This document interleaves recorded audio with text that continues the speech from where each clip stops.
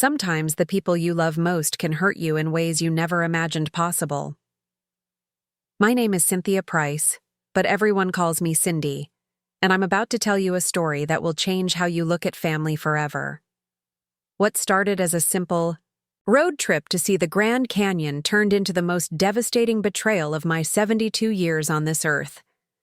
But more than that, it became a lesson about the dangerous power of assumptions and the terrible price we pay when pride eclipses love.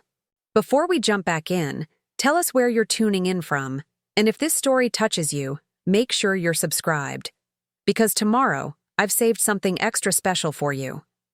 You see, when your own child abandons you in the middle of nowhere when they drive away, leaving you stranded at a desert rest stop with nothing but the clothes on your back and a broken heart, you discover reserves of strength you never knew existed.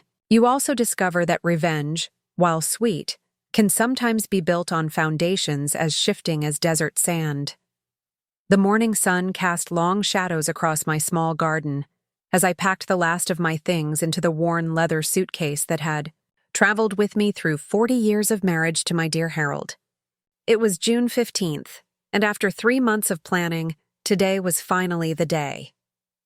My son David, his wife Sarah, and their 2 children were picking me up for what Sarah had called our family bonding adventure to the Grand Canyon. At 72, I hadn't been on a real vacation in 5 years, not since Harold passed, and the excitement bubbling in my chest felt almost foreign. I smoothed down my best traveling dress, the navy blue one with tiny white flowers that Harold always said brought out my eyes, and checked my reflection in the hallway mirror one more time.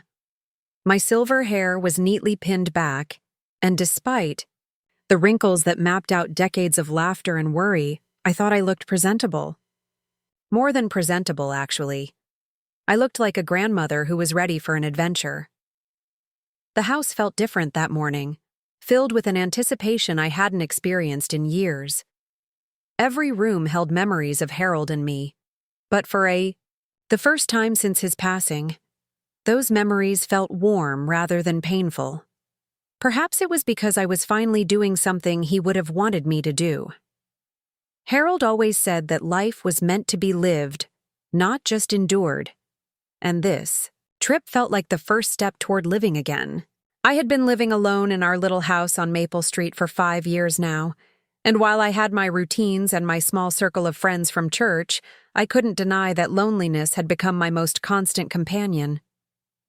David called every Sunday evening, dutiful as clockwork, but our conversations had grown shorter over the years. Sarah sent birthday cards and holiday photos of the children, but her smiles in those pictures always seemed forced, as if she were checking off items on a list of family obligations. When Sarah had called 6 weeks ago to suggest this trip, I had been so surprised I nearly dropped the phone. She had explained that the children, Emma, who was 12, and little Jake, who was 8, had been studying geography in school and wanted to see the Grand Canyon in person. She thought it would be wonderful if Grandma Cindy could join them, make it a real family adventure. The warmth in her voice had brought tears to my eyes, and I had accepted immediately, already mentally planning what I would pack and which stories I would tell the children during the long drive. The sound of tires on gravel interrupted my thoughts, and I peeked through the lace curtains to see David's silver SUV pulling into my driveway. My heart gave a little skip of joy as I watched my son climb out of the driver's seat. At 45, David still had the same gentle brown eyes and kind smile that had melted my heart when he was a little boy, though his hairline had receded, and his middle had thickened in the way of men who spent too much time behind a desk. David worked as a regional manager for a large logistics company, a job that required him to travel frequently and manage multiple teams across 3 states. He had worked his way up from an entry-level position over the past 20 years, and I was proud of his dedication and success. Sarah often complained about his long hours and frequent business trips, but I knew he was just trying to provide the best life possible for his family. Sarah emerged from the passenger side, her blonde hair perfectly styled despite the early hour. She wore designer jeans and a crisp white blouse that probably cost more than I spent on groceries in a month. Sarah had always been particular about her appearance, and I had learned years ago not to take it personally when she seemed to notice every stain on my blouse or every scuff on my shoes. She meant well, I told myself, even if her version of caring sometimes felt more like criticism. Emma and Jake spilled out of the back seat with the boundless energy of children embarking on an adventure. Emma had inherited her mother's blonde hair and her father's brown eyes, and at 12, she was already showing signs of the beauty she would become. Jake, 8 years old and all elbows and knees, had David's dark hair and my blue eyes, and his gap-toothed grin never failed to make me smile. "Grandma Cindy!" Jake shouted, running toward me with arms outstretched. I caught him in a hug that nearly knocked me off balance, breathing in the scent of his strawberry shampoo and the faint smell of the pancakes he had probably eaten for breakfast. "Oh, my sweet boy," I murmured, holding him tight. "Are you excited about our adventure?" "We're going to see the biggest hole in the world," he announced with the enthusiasm only an 8-year-old could muster. "And Mom says there might be eagles and maybe even mountain lions." Emma approached more sedately, having reached the age where displays of affection with grandparents were somewhat embarrassing. Still, she gave me a quick hug and a genuine smile. "Hi, Grandma.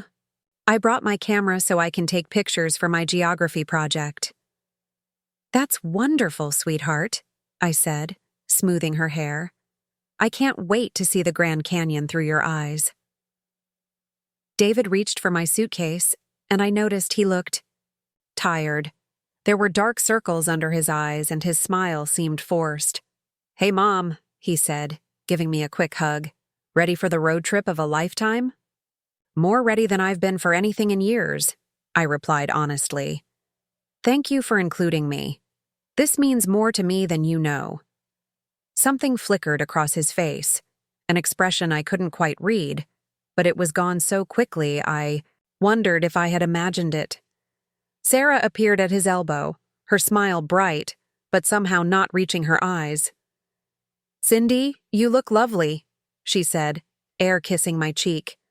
"I hope you packed comfortable shoes. There's going to be quite a bit of walking." "I have my best walking shoes," I assured her, though I noticed she had looked pointedly at my dress, and I wondered if I had chosen the wrong outfit. "And I brought my camera too. I want to capture every moment." "That's great," Sarah said, her smile becoming even more strained. "David, we should get going. We have a long drive ahead of us." As we loaded my suitcase into the back of the SUV, I couldn't help but notice the tension that seemed to crackle between David and Sarah. They moved around each other with the careful politeness of people who had been arguing and were trying not to let it show. Sarah's jaw was tight, and David kept running his hand through his hair, a nervous habit he had developed as a child. "Is everything all right?" I asked quietly as David helped me into the back seat next to Jake. "Everything's fine, Mom," he said quickly, but his eyes avoided mine. "Just some work stress. Nothing to worry about." Sarah climbed into the passenger seat and immediately began fiddling with the air conditioning and radio, her movements sharp and irritated. "David, the temperature is too high. The children will be uncomfortable." "It's fine, Sarah," David replied, his voice carrying a slight edge. "We just got in the car." Emma, who had claimed the spot behind her father, looked up from her phone with the weary expression of a child who had heard too many parental disagreements. "Are we going to fight the whole way there?" she asked with the bluntness of adolescence. "Nobody's fighting," Sarah said firmly. "We're all just excited about the trip." But I could feel the tension in the air, thick and uncomfortable.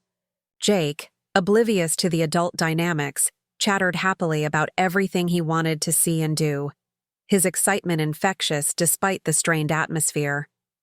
As we pulled out of my driveway, I watched my little house disappear behind us and felt a mixture of excitement and unease that I couldn't quite explain.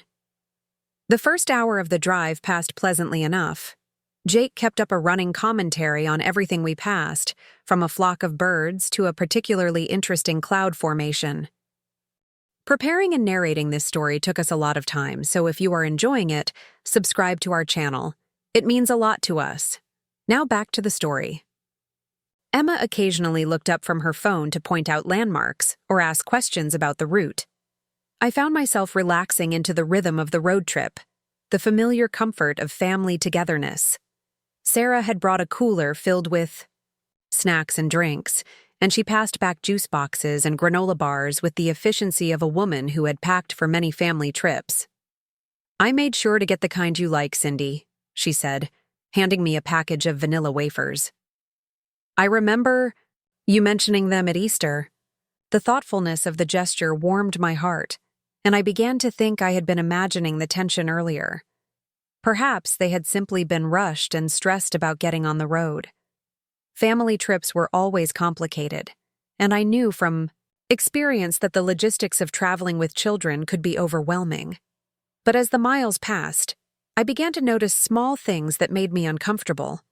Sarah and David's conversation was stilted and formal, lacking the easy familiarity I remembered from their earlier years of marriage.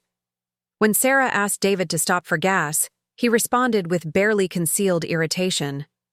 When David suggested they take a different route to avoid traffic, Sarah's response was sharp and dismissive. More troubling was the way they both seemed to be watching me. I caught David's eyes in the rearview mirror several times, and each time his expression was unreadable but intense. Sarah kept turning around to check on me, asking if I was comfortable, if I needed anything, if I was feeling all right. Their attention felt less like care and more like surveillance. "I'm fine," I assured them for the third time when Sarah asked if I needed to stop for a bathroom break. "Really, I'm enjoying the scenery." "Are you sure?" Sarah pressed. "You look a little pale. Maybe you should drink some water." I was about to respond when Jake suddenly pointed out the window. "Look, Grandma! Cows!" Indeed, we were passing a pasture full of black and white dairy cows, and I was grateful for the distraction. "When your daddy was little," I told Jake, "he used to moo at every cow we passed on car trips. He was convinced they would moo back." "Did they?" Jake asked, his eyes wide with interest. "Sometimes," I said with a smile. "Or at least your daddy thought they did." David's laugh sounded forced. "I don't remember that, Mom." "Of course you do," I said, surprised by his response. "You used to make Harold pull over so you could get closer to the fence and have conversations with them. You were maybe 5 or 6 years old." David's hands tightened on the steering wheel. "I think you might be mixing up some memories, Mom. I was never really interested in cows." The comment stung more than it should have. I knew my own memories, knew the stories of my son's childhood as well as I knew my own name. But the certainty in David's voice made me doubt myself for a moment, and that doubt was followed by a flash of anger that surprised me with its intensity. "I'm not mixing up anything," I said quietly but firmly. "I remember every detail of your childhood, David. Every story, every milestone, every moment that mattered." An uncomfortable silence fell over the car. Emma looked up from her phone, sensing the tension. Jake, still oblivious, continued to wave at the cows until they disappeared behind us. Sarah cleared her throat. "Why don't we play a game?" she suggested brightly. "Emma, you must have some car games on your phone." The moment passed, but it left me with an unsettled feeling that I couldn't shake.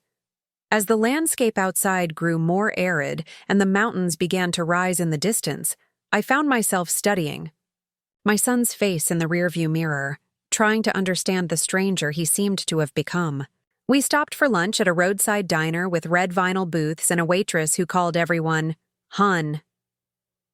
The food was simple but good, and Jake's delight at being allowed to order a chocolate milkshake for lunch helped to lighten the mood. Emma showed me pictures on her phone of previous family trips, and I was struck by how happy they all looked in the photos, so different from the tense dynamics I was experiencing now. "Remember when we went to Yellowstone last summer?" Emma asked, showing me a photo of the family standing in front of Old Faithful.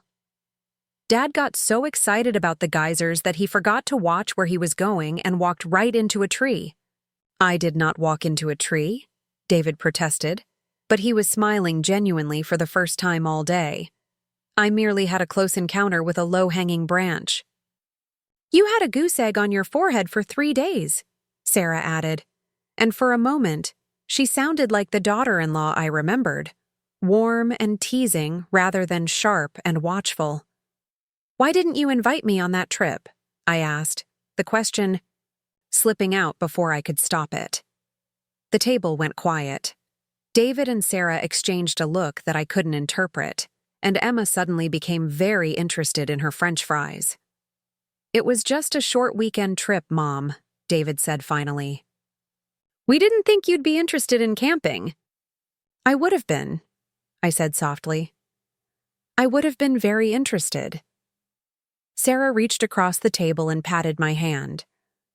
Well, you're with us now, she said, her voice overly bright. And this is going to be so much better than Yellowstone. The Grand Canyon is one of the natural wonders of the world. But the damage was done. As we finished our meal and got back in the car, I couldn't shake the feeling that I had been excluded from more than just a weekend camping trip. How many family adventures had happened without me? How many memories had been made that I would never be part of? The afternoon sun was blazing as we continued west, and the landscape became increasingly desolate. Desert stretched in all directions, broken only by the occasional cactus or rock formation. The children had grown quiet, lulled by the steady rhythm of the road and the warmth of the sun streaming through the windows. I must have dozed off myself, because the next thing I knew, David was pulling into a rest stop. The sudden cessation of movement woke me, and I blinked groggily as I tried to get my bearings. Where are we? I asked, looking around at the small building surrounded by picnic tables and the vast emptiness of the desert. Just a quick stop, David said, not meeting my eyes. Everyone needs to stretch their legs. The rest stop was one of those lonely outposts that dot the highways of the American West, designed to provide basic necessities for travelers crossing the vast distances between cities. There was a small building with restrooms and vending machines, a few picnic tables under a metal awning, and not much else. The parking lot was mostly empty except for a couple of long-haul trucks and an RV with out-of-state plates. I need to use the ladies' room, I announced, grateful for the chance to move around after hours in the car. Take your time, Mom, David said, and something in his tone made me look at him more closely. But he had already turned away to help Jake out of his car seat. The restroom was clean but basic, with harsh fluorescent lighting that made my reflection look haggard and older than I felt. I splashed cold water on my face and tried to shake off the strange feeling that had been growing all day. Perhaps I was just tired. Travel was more exhausting than it used to be, and I wasn't as young as I once was. When I emerged from the restroom, I expected to find my family waiting by the car, ready to continue our journey. Instead, I found the parking lot empty except for the trucks and the RV. David's silver SUV was nowhere to be seen. For a moment, I stood frozen, convinced that I was looking in the wrong direction, or that they had simply moved to a different parking spot. I walked around the small building, checking every angle, but there was no sign of them. The realization hit me like a physical blow. They had left me. My first instinct was denial. There had to be an explanation. Maybe they had gone to get gas. Maybe they had driven to a different part of the rest stop. Maybe this was all a misunderstanding that would be cleared up in a few minutes when they returned, laughing at the confusion. I pulled out my phone with shaking hands and dialed David's number. It went straight to voicemail. I tried Sarah's number with the same result. Panic began to rise in my chest as I realized that this was no accident, no misunderstanding. They had deliberately left me here, alone in the middle of the desert, with no way to get home. The afternoon sun beat down mercilessly on the asphalt, and I could feel sweat beginning to bead on my forehead despite the shock that had left me feeling cold. I looked around the rest stop again, hoping against hope that I would see the familiar silver SUV pulling back into the parking lot.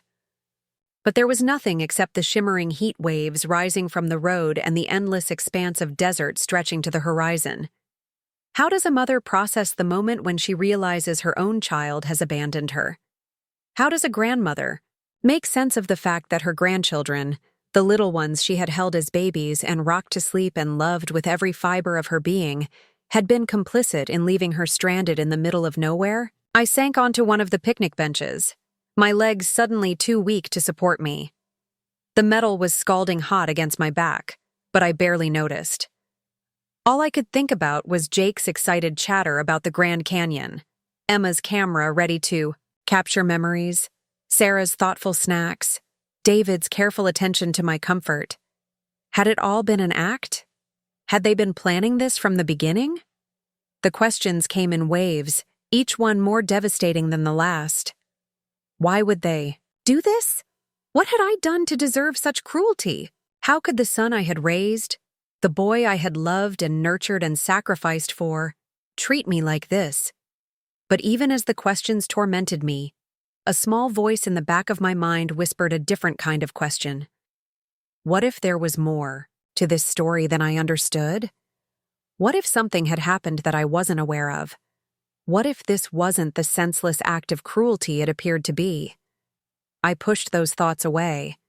There was no justification for what they had done, no excuse for leaving an elderly woman alone in the desert. No matter what their reasons might be, this was wrong. This was unforgivable. As the sun began its descent toward the western horizon, painting the sky in shades of orange and pink that would have been beautiful under any other circumstances, I made a decision. I wouldn't just sit here and wait to be rescued. I wouldn't just accept this betrayal and try to move on.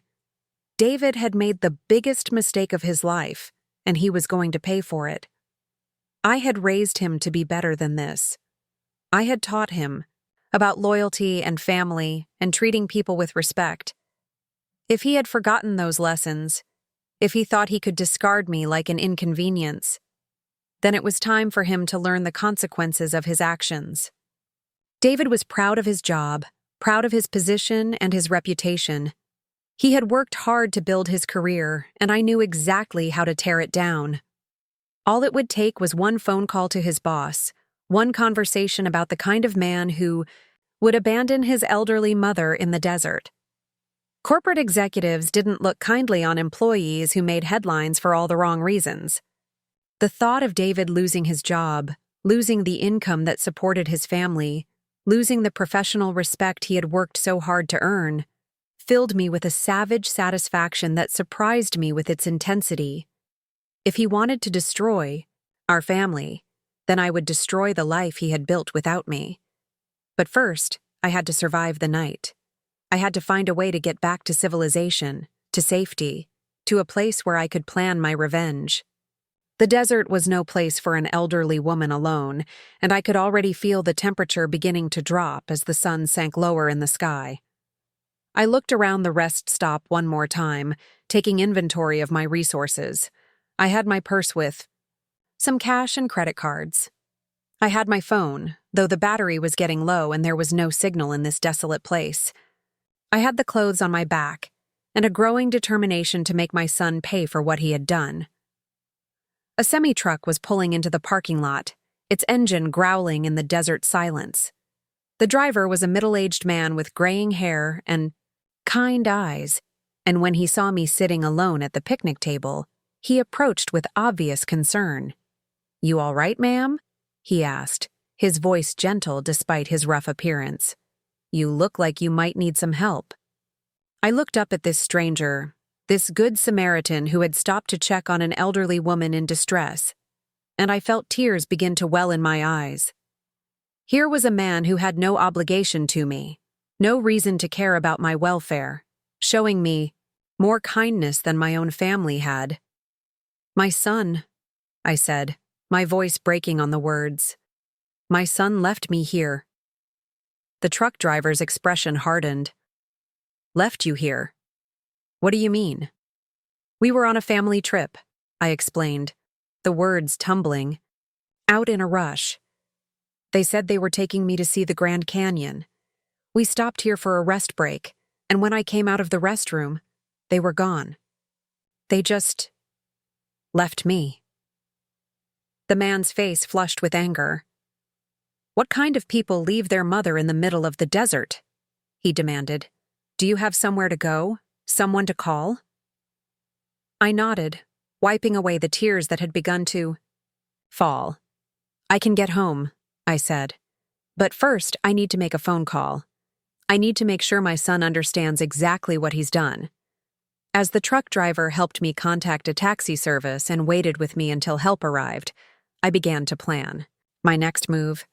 David thought he could discard me like yesterday's newspaper, but he was about to learn that his mother was not as helpless as he believed.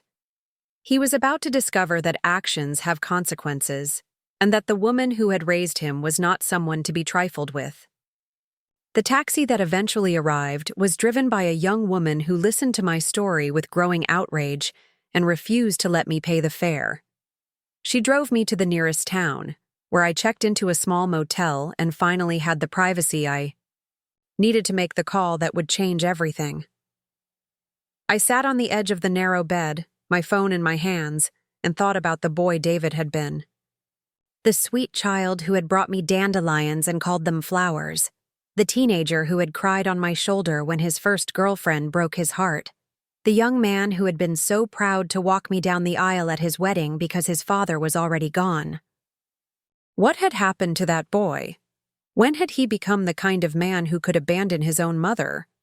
When had family become such a burden that he would go to these lengths to be rid of me? But as I sat there in that lonely motel room, surrounded by the silence of the desert night, I realized that the answers to those questions didn't matter anymore. What mattered was that David had made his choice, and now I would make mine. I pulled out my phone and began to search for the number I needed. David's boss, the regional director who had hired him and promoted him and trusted him with increasing responsibility over the years. The man who believed David was reliable, trustworthy, a family man with good values. It was time to show him exactly what kind of family man David really was. The moral lesson of this story was already beginning to take shape in my mind, though I didn't fully understand it yet. It was about the assumptions we make, the stories we tell ourselves, and the dangerous power of acting on incomplete information. But in that moment, all I could think about was justice. All I could think about was making David pay for what he had done. Tomorrow, I would make that call. Tomorrow, I would set in motion a chain of events that would destroy the career David had spent 20 years building.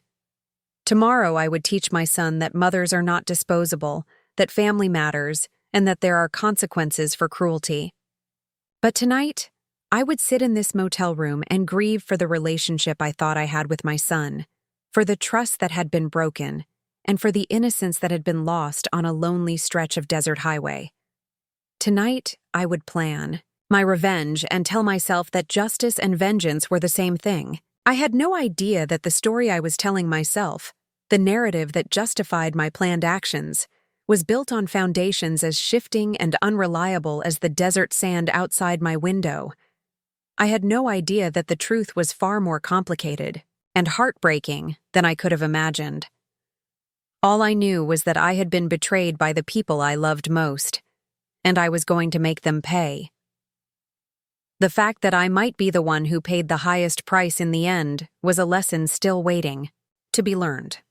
The motel room smelled of stale cigarettes and industrial disinfectant, a combination that made my stomach turn as I sat on the edge of the thin mattress, still wearing the navy dress with white flowers that had started this day with such hope. The digital clock on the nightstand glowed an angry red. 11:47 p.m.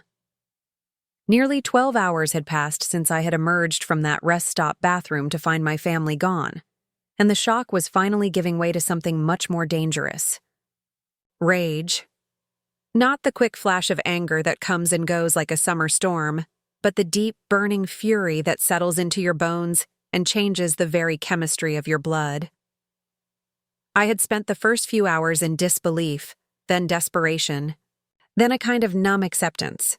But now, sitting alone in this godforsaken place while my son slept peacefully in whatever hotel bed he had chosen for the night, I felt something I hadn't experienced in my 72 years of life. I felt capable of destroying him. The young taxi driver, Maria, had been kind enough to stop at a convenience store on the way to the motel so I could buy some basic necessities. A toothbrush, toothpaste, a package of crackers that I couldn't bring myself to eat, and a cheap phone charger that barely fit my old device.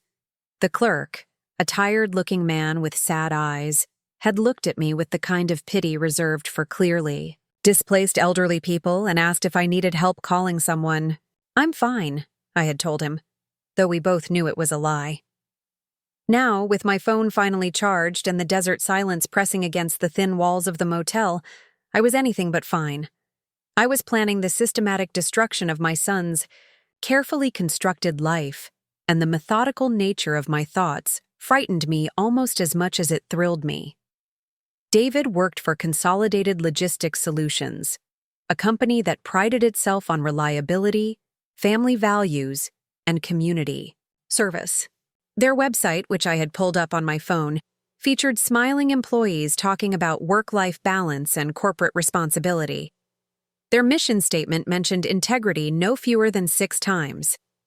Their CEO, a silver-haired man named Richard Hartwell, had written a blog post just last month about the importance of character in leadership. How would Mr. Hartwell feel about employing a regional manager who abandoned his elderly mother in the desert? How would the company's board of directors react to headlines about one of their executives leaving a 72-year-old woman stranded without food, water, or shelter? How would David's colleagues look at him when they learned what kind of man he really was? I had done my research during the long taxi ride, using the driver's phone when mine died, and my own device once Maria had helped me find a charger. David's LinkedIn profile painted the picture of a successful, well-respected professional. 20 years with the same company, multiple promotions, glowing recommendations from colleagues and clients. He managed supply chains across 3 states, oversaw a team of 47 people, and had been featured in a trade magazine article about innovative logistics solutions just 6 months ago. He had built something he was proud of, something that defined him in ways that went far beyond a paycheck, and I was going to tear it down piece by piece. My fingers trembled as I scrolled through the company directory, looking for the right number to call. David's direct supervisor was a woman named Jennifer Walsh, but I wanted to go higher. I wanted to speak to someone with real power, someone who could make decisions that would have lasting consequences. Richard Hartwell himself would be ideal, but getting past his secretary would be nearly impossible. Then I found it. Marcus Chen, Vice President of Human Resources.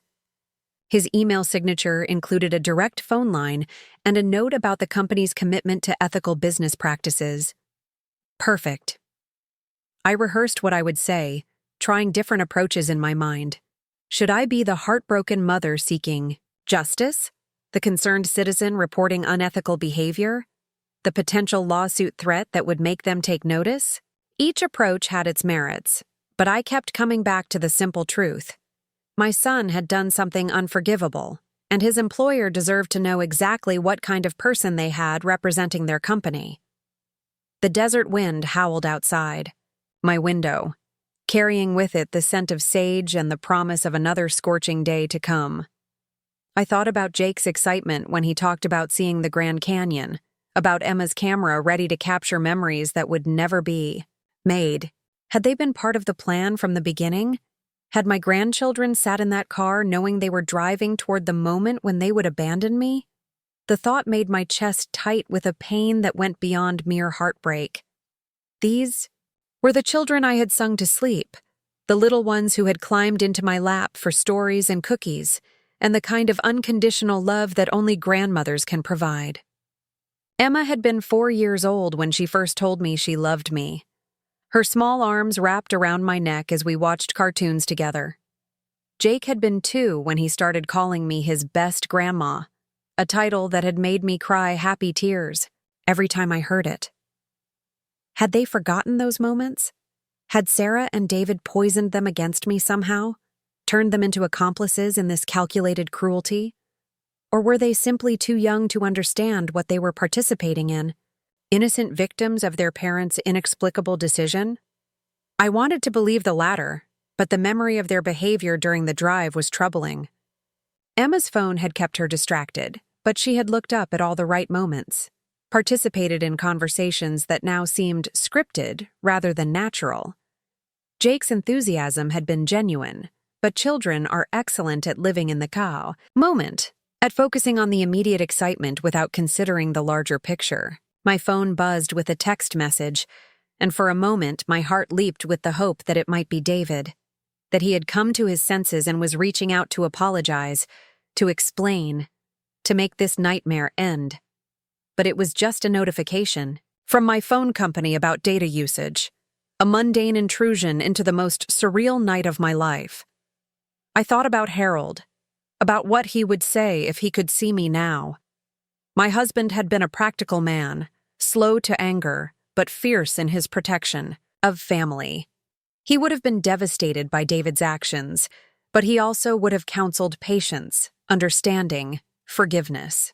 Harold always believed that there were two sides to every story, that rushing to judgment was a luxury we couldn't afford in a world where relationships were precious and fragile. But Harold wasn't here to offer his gentle wisdom. Harold had been gone for 5 years, and I had learned to make my own decisions, to trust my own instincts, to protect myself when no one else would. If Harold had been alive, maybe David would never have dared to treat me this way. Maybe the presence of his stepfather, the man who had raised him from age 10, would have reminded him of the values we had tried to instill. The irony wasn't lost on me that David's biological father, the man who had walked out on us when David was 7, had also been guilty of abandonment. I had spent years in therapy trying to ensure that David wouldn't repeat that pattern, that he would understand the importance of commitment and responsibility. I had worked 2 jobs to keep us afloat, had sacrificed my own dreams to give him opportunities, had chosen Harold as a husband, partly because he was the kind of man who would be a good father figure. All of that effort, all of those sacrifices, and my son had grown up to be exactly the kind of man I had tried to protect him from becoming. The realization hit me like a physical blow, and I found myself doubled over on the motel bed, sobbing with a violence that shook my entire body. This wasn't just about being abandoned at a rest stop. This was about the failure of everything I had tried to build, everything I had believed about my family, everything I had thought I knew about the son I had raised. When the tears finally stopped, I felt empty but strangely clear. The emotional storm had passed, leaving behind a cold, crystalline anger that was far more dangerous than the hot rage I had felt earlier. I wasn't crying anymore. I wasn't confused, or desperate, or hoping for reconciliation. I was focused on a single, simple goal: making David pay for what he had done. I picked up my phone and dialed the number for Marcus Chen's direct line. It was nearly 1 a.m, but I didn't care. If he didn't answer, I would leave a voicemail that would ruin his sleep and guarantee that he called me back first thing in the morning. If he did answer, I would tell him exactly what kind of employee his company was harboring. The phone rang once, twice, 3 times. On the 4th ring, it went to voicemail, and I listened to Chen's professional greeting. With growing satisfaction, this was it. This was the moment when I would set in motion the destruction of David's career, the public humiliation that would serve as payment for my own humiliation in that desert parking lot. "Mr. Chen," I began, my voice steady, despite the trembling in my hands. "My name is Cynthia Price, and I'm calling to report the unconscionable behavior of one of your employees. My son, David Price, is a regional manager in your logistics division, and earlier today, he committed an act so despicable that I believe it reflects directly on the character of your organization." I paused, gathering my thoughts, making sure that every word would have maximum impact. David took me on what he claimed was a family vacation to the Grand Canyon, We stopped at a rest area in the middle of the desert, and while I was using the facilities, he and his family drove away and left me there. They abandoned a 72-year-old woman in the middle of nowhere, with no transportation, no food, no water, and no way to contact help. I was stranded for hours in dangerous conditions, and could have died if not for the kindness of strangers. My voice was getting stronger now, more confident, as I built toward the climax of my accusation. Mr. Chen, I understand that personal matters don't always reflect on professional competence, but this goes beyond a family dispute. This is about character, about the kind of person who would endanger an elderly woman's life out of what I can only assume is cruelty or mental instability. I thought your company should know exactly what kind of man you have representing you, managing your teams, and making decisions that affect your reputation. I left my contact information and hung up, feeling a satisfaction that was almost physical in its intensity. The message was delivered. The trap was set. By morning, David's world would begin to crumble, and he would finally understand the consequences of his actions. But as I sat in that motel room, replaying the voicemail in my mind, I began to notice details that hadn't been clear in the heat of the moment. David's behavior during the drive had been strange, but it hadn't been cruel. He had seemed worried, preoccupied, even sad. Sarah's watchfulness had felt more like concern than malice. The children had been excited about the trip, genuinely happy to be spending time with their grandmother. None of that explained or excused what they had done, but it raised questions that I wasn't ready to examine. If they had planned to abandon me from the beginning, why had they seemed so tense and unhappy? If this was a calculated act of cruelty, why had Sarah packed my favorite cookies? Why had David kept checking on me in the rearview mirror with what had looked like genuine concern? I pushed those thoughts away. I was tired, emotional, and probably not thinking clearly. The simple truth was that they had left me in the desert, and nothing else mattered. Whatever their reasons, whatever their internal struggles, the fact remained that I had been abandoned by my own family, and justice demanded consequences. My phone rang, startling me out of my thoughts. The caller ID showed a number I didn't recognize, but given the hour and the circumstances, I felt compelled to answer. "Hello?" I said, my voice hoarse from crying and exhaustion. "Mrs. Price, this is Officer Martinez with the County Sheriff's Department. I understand you were abandoned at a rest stop earlier today?" My heart began to race. Had David reported me missing? Was this some kind of elaborate cover-up to make himself look like the concerned son? Or had the truck driver who helped me filed some kind of report? "Yes," I said carefully. "I was left at a rest stop by my family, but I'm safe. Now, I found transportation, and I'm staying at a motel." "I'm glad to hear you're safe, ma'am. We've been contacted by your son, who says there's been a misunderstanding. He's very worried about you and wants to make sure you're okay." The words hit me like a slap. A misunderstanding? After leaving me stranded in the desert for hours, David had the audacity to call it a misunderstanding?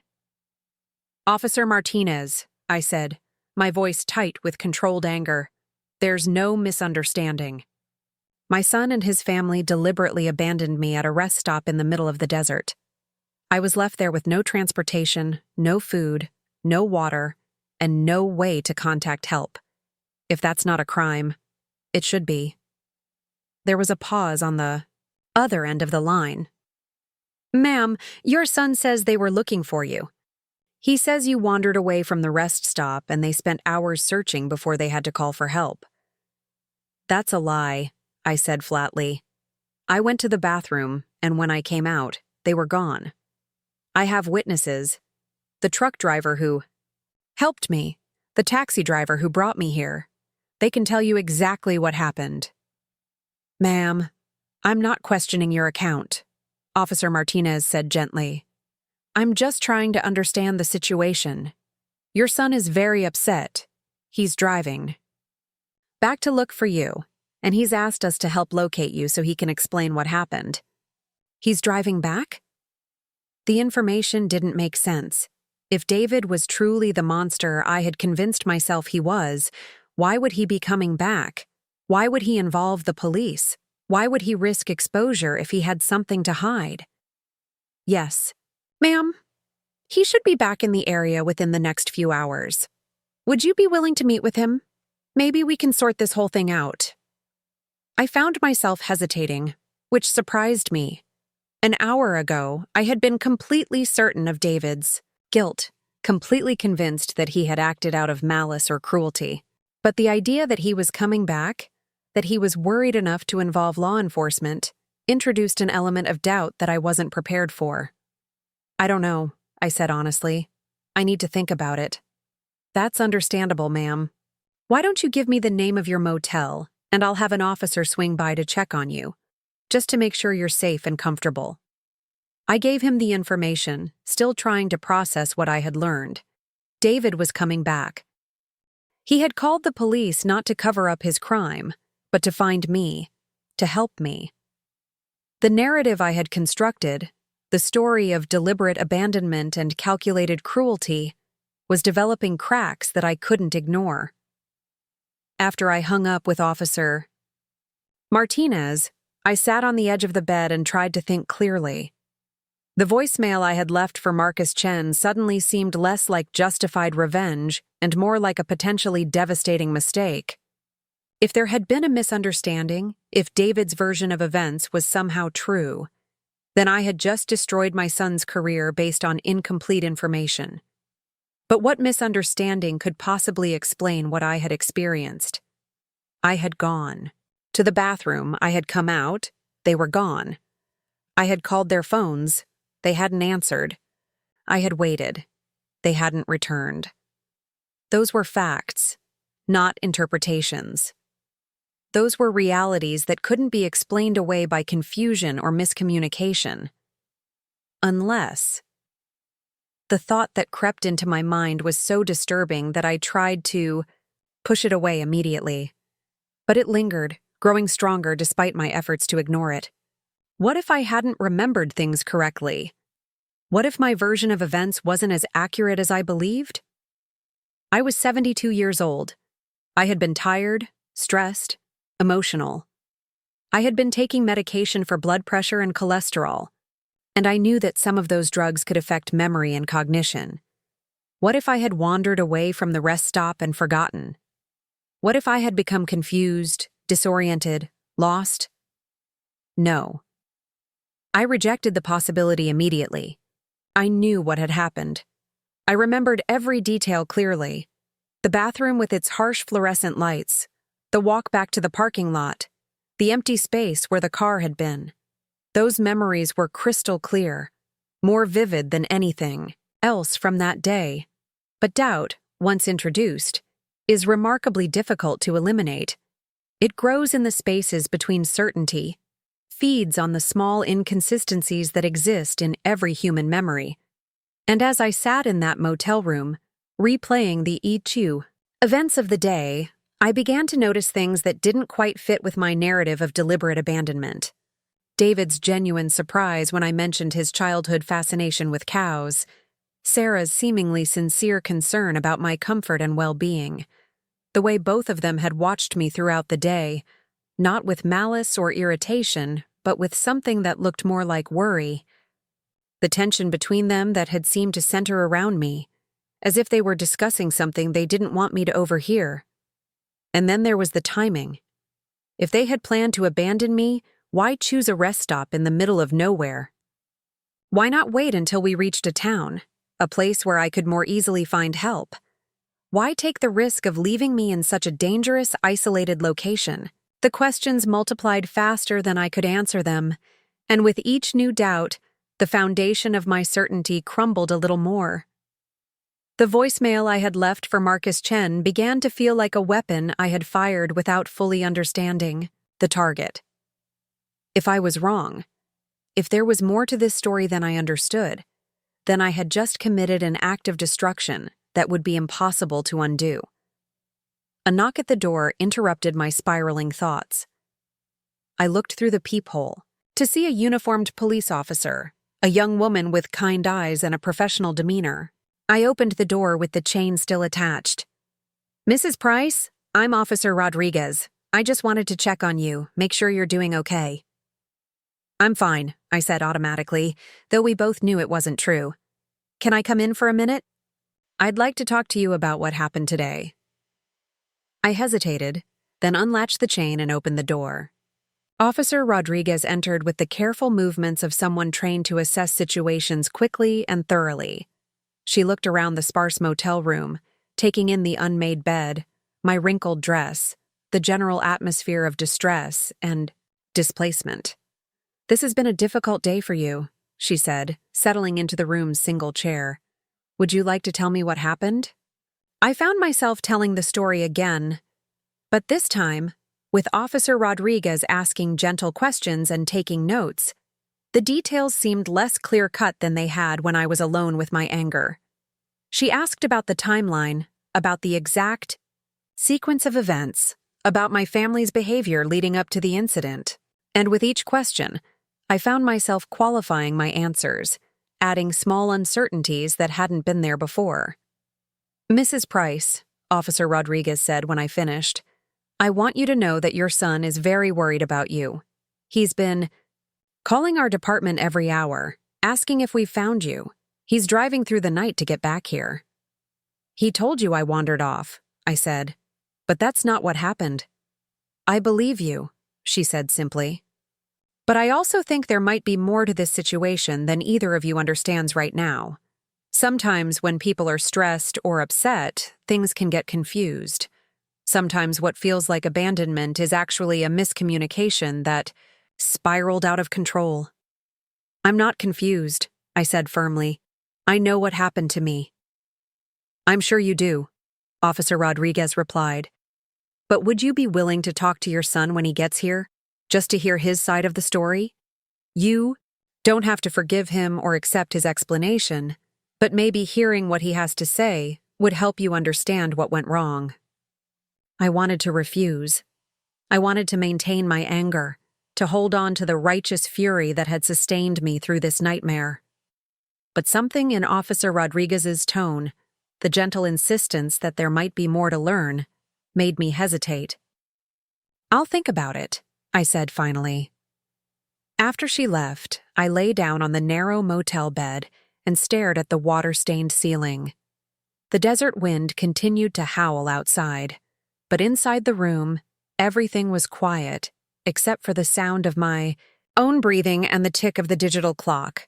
I thought about the voicemail I had left for Marcus Chen, about the words I couldn't take back, about the potential consequences of my actions. I thought about David driving through the night, worried and desperate to find me. I thought about Emma and Jake, probably confused and frightened by the chaos their family trip had become. Most of all, I thought about the possibility that I had been wrong. Not wrong about my experience, not wrong about the pain and fear I had felt, but wrong about the intentions behind it. Wrong about the story I had told myself to explain what had happened. The truth, I was beginning to realize, might be far more complicated than I had wanted to believe. And if that was the case, then the revenge I had set in motion might destroy more than just David's career. It might destroy whatever remained of our family, whatever chance we had of understanding each other and moving forward. But it was too late to call back the voicemail, too late to undo the accusations I had made. By morning, Marcus Chen would hear my words and begin an investigation that would tear apart David's professional life. By the time the full truth emerged, the damage might be irreversible. I closed my eyes and tried to sleep, but rest wouldn't come. Instead, I lay awake in that desert motel room, counting the hours until dawn, and wondering if the justice I had sought was actually justice at all, or just another form of the very cruelty I thought I was fighting against. Dawn broke over the desert with the kind of relentless brightness that makes hiding impossible. I had managed perhaps 2 hours of fitful sleep, haunted by dreams where I wandered through endless parking lots, searching for faces that kept changing, Voices that called my name but grew fainter each time I tried to follow them. Now, sitting on the edge of the motel bed with my hair disheveled and my dress wrinkled beyond redemption, I felt the weight of what I had set in motion pressing down on me like the desert heat that was already building outside my window. My phone showed 17 missed calls from David's number and 43 text messages. I hadn't read them. I couldn't bear to see his words, whether they were apologies or explanations or accusations. The very fact that he was trying so desperately to reach me felt like vindication and condemnation all at once. If he was innocent, then his panic was justified. If he was guilty, then his fear was deserved. The messages from Marcus Chen's office had started arriving at 6:47 a.m. His assistant, a woman named Patricia, who seemed to understand the gravity of the situation, had left 2 voicemails requesting that I call back immediately to discuss my allegations against David Price. The formal tone of her messages told me that my midnight confession had found its mark, that the wheels of corporate justice were already beginning to turn. I made coffee using the tiny machine provided by the motel, a bitter brew that matched my mood perfectly. Through the thin curtains, I could see the sun climbing higher, promising another day of scorching heat. Somewhere out there, David was driving toward me, racing against time to explain away what seemed inexplicable. Somewhere else, executives in expensive suits were reviewing personnel files and discussing the liability of employing someone who would abandon an elderly family member in the desert. The knock on my door came at exactly 8:15, sharp and authoritative. I knew without looking that it would be Officer Rodriguez, returning as promised to check on me and probably to facilitate the confrontation that was now inevitable. But when I peered through the peephole, I saw not the familiar face of the young officer, but a middle-aged man in a rumpled suit who looked like he hadn't slept in a week. "Mrs. Price?" he called through the door. "My name is Detective Frank Morrison with the County Sheriff's Department. I'd like to speak with you about the incident yesterday." A detective. Not just a patrol officer checking on my welfare, but someone whose job it was to investigate crimes. The escalation sent a chill through me despite the already warming air. I opened the door with the chain still attached, studying this man who would determine whether David faced criminal charges for what he had done. Detective Morrison was perhaps 50 years old, with graying hair and the kind of lines around his eyes that suggested he had seen more human cruelty than most people could imagine. But his voice was gentle when he spoke, and his eyes held the patience of someone who had learned that truth often emerged slowly, in pieces that had to be carefully assembled. "I understand you've had a traumatic experience," he said. "I'm hoping you can help me understand exactly what happened so we can determine the best way to proceed." I invited him in, suddenly conscious of my appearance and the stark, lonely atmosphere of the motel room. Detective Morrison settled into the chair that Officer Rodriguez had occupied just hours earlier, pulling out a small notebook and regarding me with the kind of attention that made me feel both protected and exposed. "Why don't you start from the beginning?" he suggested. "Take your time. Tell me about this trip, about your family, about everything that led up to yesterday afternoon." So I told him. I found myself describing David's childhood, his relationship with Harold, the gradual distance that had grown between us over the years. I told him about Sarah's unexpected invitation, about my excitement at being included, about the strange tension I had sensed during the drive. I recounted every detail I could remember about the rest stop, about emerging from the bathroom to find myself alone, about the hours of waiting and the eventual rescue by strangers. Detective Morrison listened, without interruption, occasionally making notes but mostly just observing me with those patient, experienced eyes. When I finished, he was quiet for a long moment, as if weighing my words against some internal scale of credibility. "Mrs. Price," he said finally, "I need to ask you some questions that might be difficult, but they're important for understanding what happened." I nodded, bracing myself for whatever was coming. Have you been experiencing any memory issues lately? Any confusion or disorientation? Any problems with medication or health issues that might affect your thinking? The questions hit me like physical blows. This was what I had feared, what I had tried not to consider during my long, sleepless night. The suggestion that my mind, my memory, my very perception of reality might be unreliable. "I'm 72 years old," I said stiffly. "I'm not senile." "I'm not suggesting you are," Detective Morrison replied calmly. "But I have to ask these questions because they help me understand the full picture. Sometimes people experience temporary confusion due to stress, medication interactions, dehydration, or any number of factors. It doesn't mean they're incompetent or that their experiences aren't real to them." "My experience was real," I insisted. "I was abandoned by my family. I was left alone in the desert with no way to get help. That's not confusion or disorientation. That's what happened." "I believe that's what you experienced," he said carefully. "But I've also spoken with your son, and his account of events is very different from yours." My heart began to race. "What did he tell you?" Detective Morrison consulted his notes.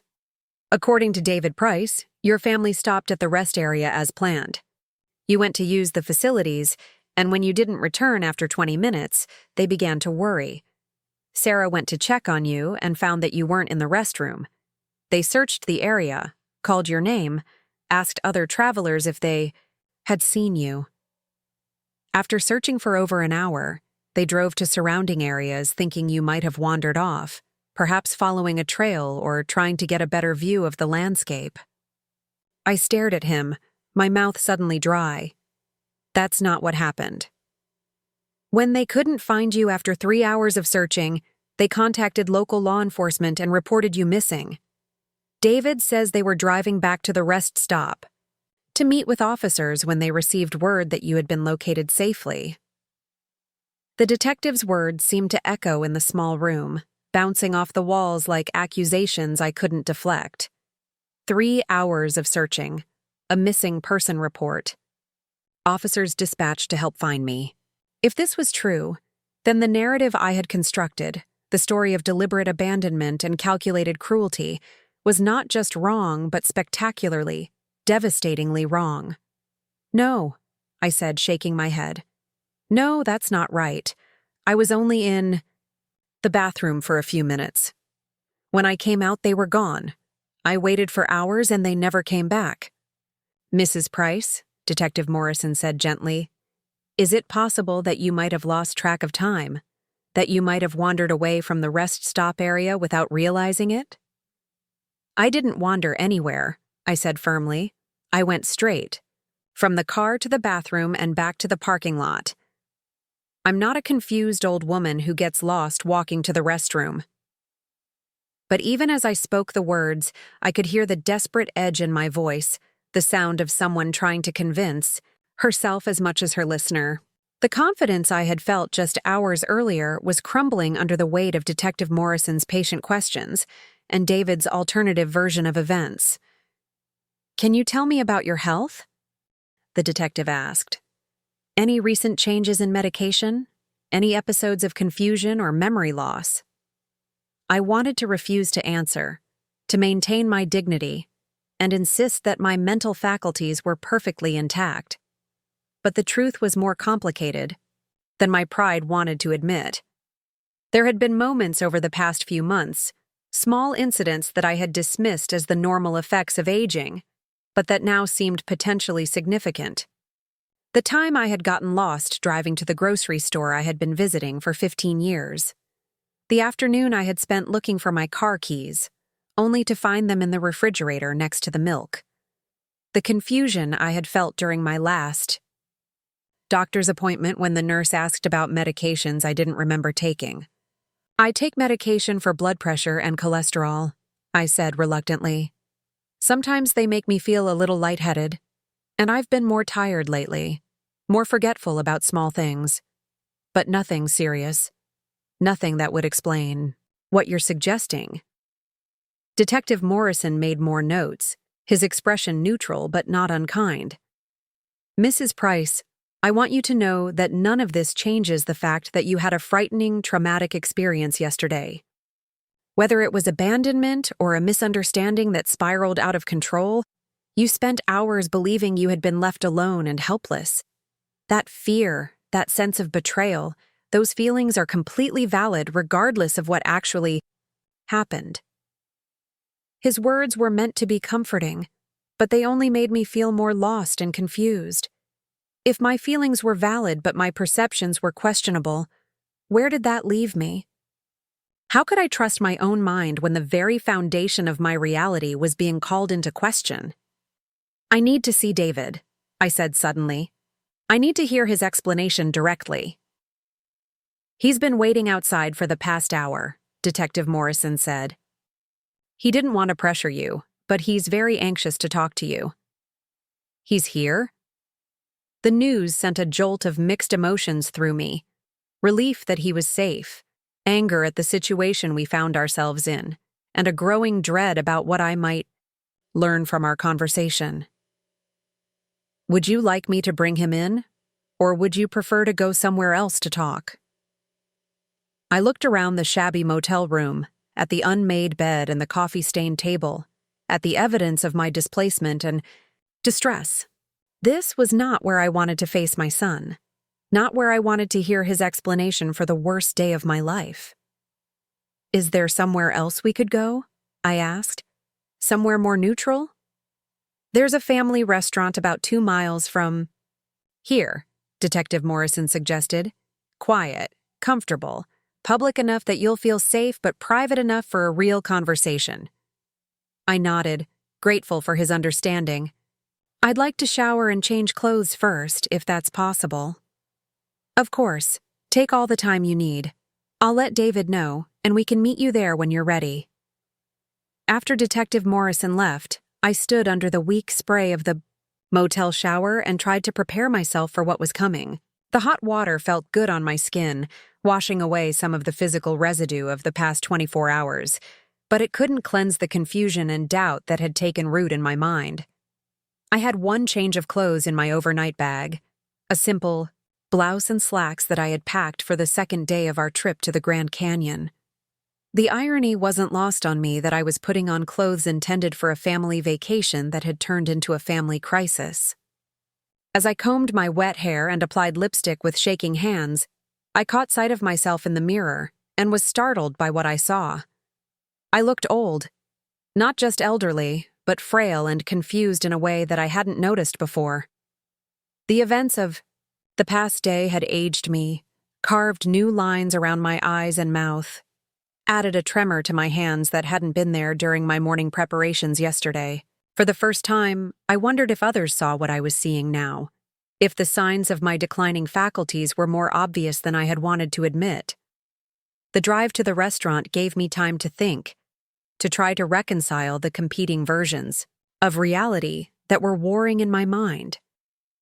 The taxi driver, a different one from the night before, made small talk about the weather and the upcoming tourist season, blissfully unaware that his passenger was grappling with the possibility that her entire understanding of recent events might be fundamentally flawed. David was waiting in a corner booth when I arrived, and the sight of him nearly brought me to my knees. He looked haggard, exhausted, and desperately worried. His clothes were wrinkled from sleeping in his car, his hair was disheveled, and his eyes were red-rimmed with fatigue and tears. When he saw me enter the restaurant, he half rose from his seat, his face a mixture of relief and anguish that told me more about his state of mind than any words could have. "Mom," he said simply, and the word contained volumes of emotion that I wasn't prepared to process. I slid into the booth across from him, grateful for the solid presence of the table between us. Detective Morrison took a seat at a nearby table, close enough to intervene if necessary, but far enough away to give us privacy. "I need you to tell me what happened," I said without preamble. "I need to understand why I spent 6 hours thinking my family had abandoned me in the desert." David's hands were trembling as he reached for his coffee cup.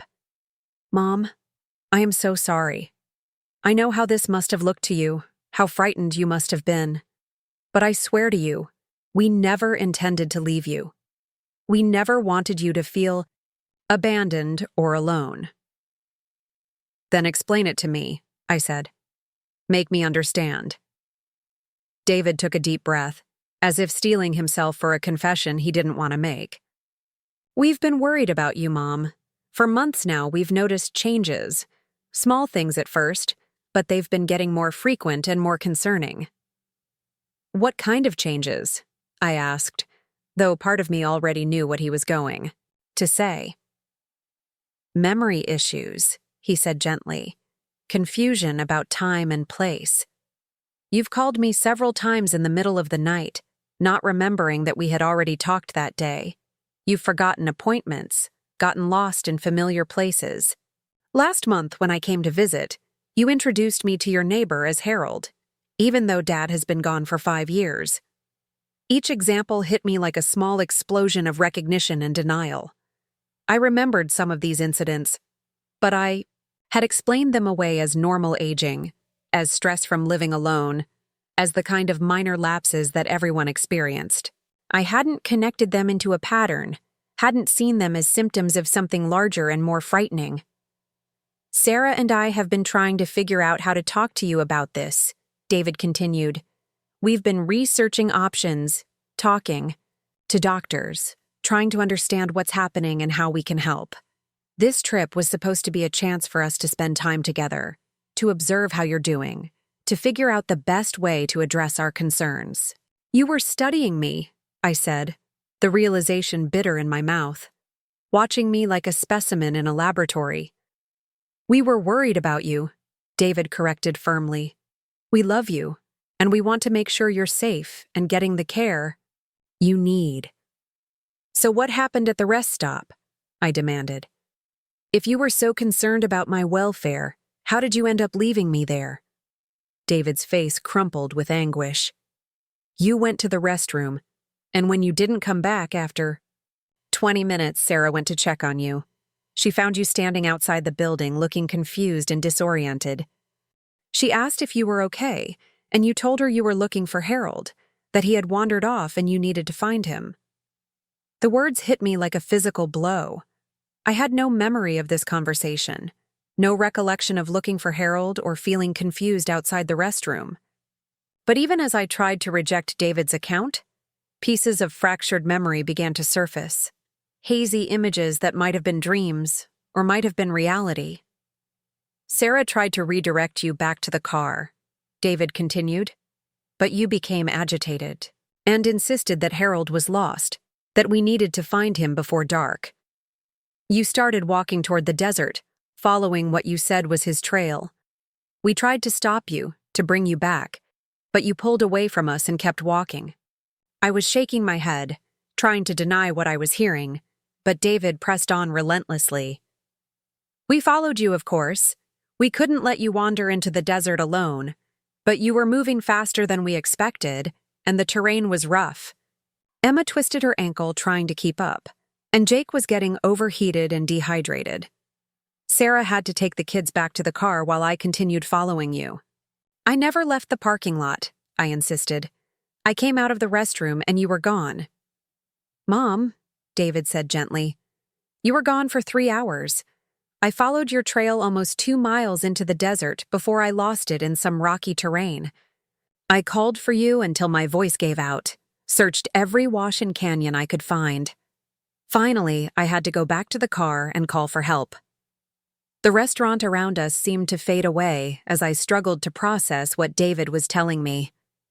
3 hours, 2 miles into the desert, a search and rescue operation that I had no memory of participating in. If this was true, then the entire foundation of my understanding was built on sand, on perceptions that couldn't be trusted, on memories that were more fiction than fact. "We never stopped looking for you," David continued, his voice breaking with emotion. "The police, park rangers, search and rescue volunteers. We had helicopters in the air and teams on the ground. When we got word that you had been found safe at a truck stop, I can't tell you how relieved we were." "Truck stop?" I said weakly. "It was a rest area. I was abandoned at a rest area. David pulled out his phone and showed me a map. Mom, this is where we stopped for lunch. He pointed to a spot marked clearly as a rest area, and this is where you were found. His finger moved to a different location, 15 miles away, marked as a truck stop and travel center. That's impossible, I said, but my voice lacked conviction. I never left the rest area. The truck driver who helped you, Jim Morrison, he told the police he found you around 6 in the evening, sitting outside his rig looking confused and upset. He said you told him your family had abandoned you, but you couldn't remember how you had gotten there or how long you had been walking. The pieces of information swirled around me like desert wind, impossible to grasp or organize into a coherent picture. 15 miles between where we had stopped and where I had been found. Hours of time that existed only as a blank space in my memory. A search and rescue operation that I had no recollection of triggering. The doctors think you might have had what's called a fugue state, David said quietly. A period of dissociative confusion where you lose track of time and place. It can happen with certain types of dementia, especially when someone is stressed or in an unfamiliar environment. The word hit me like a slap. Dementia.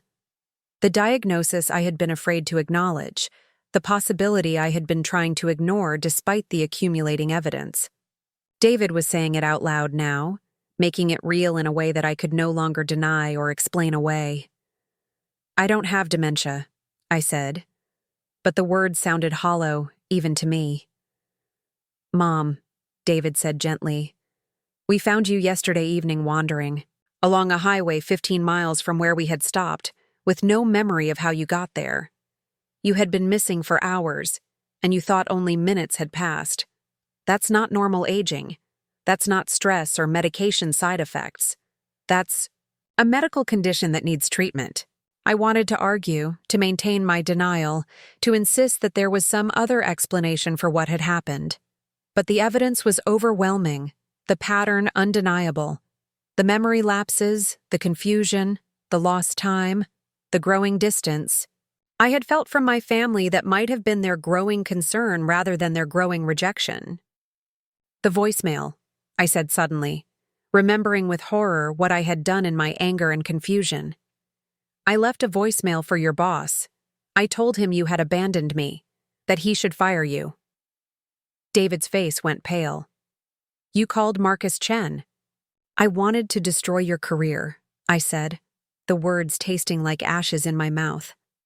I wanted to make you pay for what I thought you had done. David closed his eyes and took a shaky breath. I'll call him this morning, explain what happened. Maybe if I'm honest about the situation, if I explain that it was a medical emergency, he'll understand. What if he doesn't? I asked, suddenly terrified of the consequences of my midnight rage. What if I've destroyed everything you've worked for based on something that never happened? Then we'll deal with it, David said simply. The important thing is that you're safe and that we understand what's happening so we can get you the help you need. The conversation continued for another hour, with David patiently answering my questions and filling in the gaps in my memory. He showed me text messages he had sent to family members, photos of the search teams, official reports from the sheriff's department. Each piece of evidence built a picture that was completely different from the story I had told myself, a narrative of love and concern rather than abandonment and cruelty. When we finally left the restaurant, I felt like a different person than the one who had entered. The anger that had sustained me through the long night was gone, replaced by a profound sadness and a growing awareness of how much I had lost without even realizing it. Not just my memory or my independence, but my ability to trust my own perceptions, to know the difference between reality and the stories my failing mind told me. David drove me back to the motel to collect my things, and as we loaded my small suitcase into his car, I caught sight of my reflection in the window. The confused, frail-looking woman staring back at me was someone I was going to have to learn to live with, someone whose mind could no longer be trusted to tell the truth about the world around her. What happens now? I asked as we prepared to drive home. Now we see a doctor, David said. We get a proper diagnosis and figure out what treatment options are available. We make plans to ensure you're safe and cared for. We take this one day at a time. And your job? David's smile was sad but genuine. I'll call Marcus Chen this morning and tell him the truth. All of it. Maybe he'll understand, maybe he won't. But I can't build a career on lies, and I can't pretend this didn't happen. As we drove away from the motel and back toward the highway, I realized that the moral lesson of this experience was more complex than I had initially understood. It wasn't just about the danger of jumping to conclusions or the importance of forgiveness. It was about the courage required to face uncomfortable truths, about the difference between the stories we tell ourselves and the reality we must learn to accept. I had been so focused on protecting my pride, on maintaining my independence, on denying the changes that were happening to me that I had nearly destroyed the people who loved me most. The real tragedy wasn't that I had been abandoned, but that I had abandoned my family emotionally long before they ever had reason to worry. About my mental state, the desert landscape rolled past the windows, vast and unforgiving but also beautiful in its harsh honesty. Somewhere out there, I had wandered for hours without knowing it, lost in a landscape that existed both outside and inside my own mind. The woman who had begun this journey was gone, replaced by someone who would have to learn to navigate a world where memory was unreliable and perception could not be trusted. But I wasn't alone. Despite everything I had put them through, despite the accusations and the angry voicemail and the pain I had caused, my family was still here. They were still willing to help, still willing to love me even when loving me had become complicated and frightening and heartbreaking. The moral lesson was crystallizing now, taking shape like the mountains on the horizon. Pride comes before the fall, but love endures even after the falling. The stories we tell ourselves to protect our egos can be more destructive than the truths we're trying to avoid. And sometimes the greatest act of courage is not fighting for what we believe is right, but accepting that what we believe might be wrong.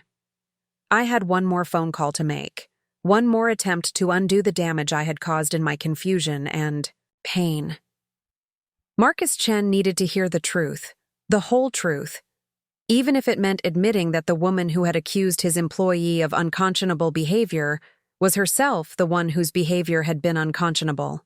The highway stretched ahead of us, leading back toward a life that would be forever changed by what had happened in the desert.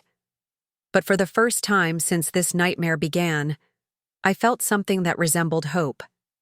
Not hope for a return to the way things used to be, but hope that the way things were going to be might still include love, understanding, and the possibility of redemption. The drive back home stretched across 3 states, and felt like traveling through decades of my life in reverse. Each mile marker took me further from the woman I had believed myself to be that morning, and closer to a reality I was only beginning to comprehend.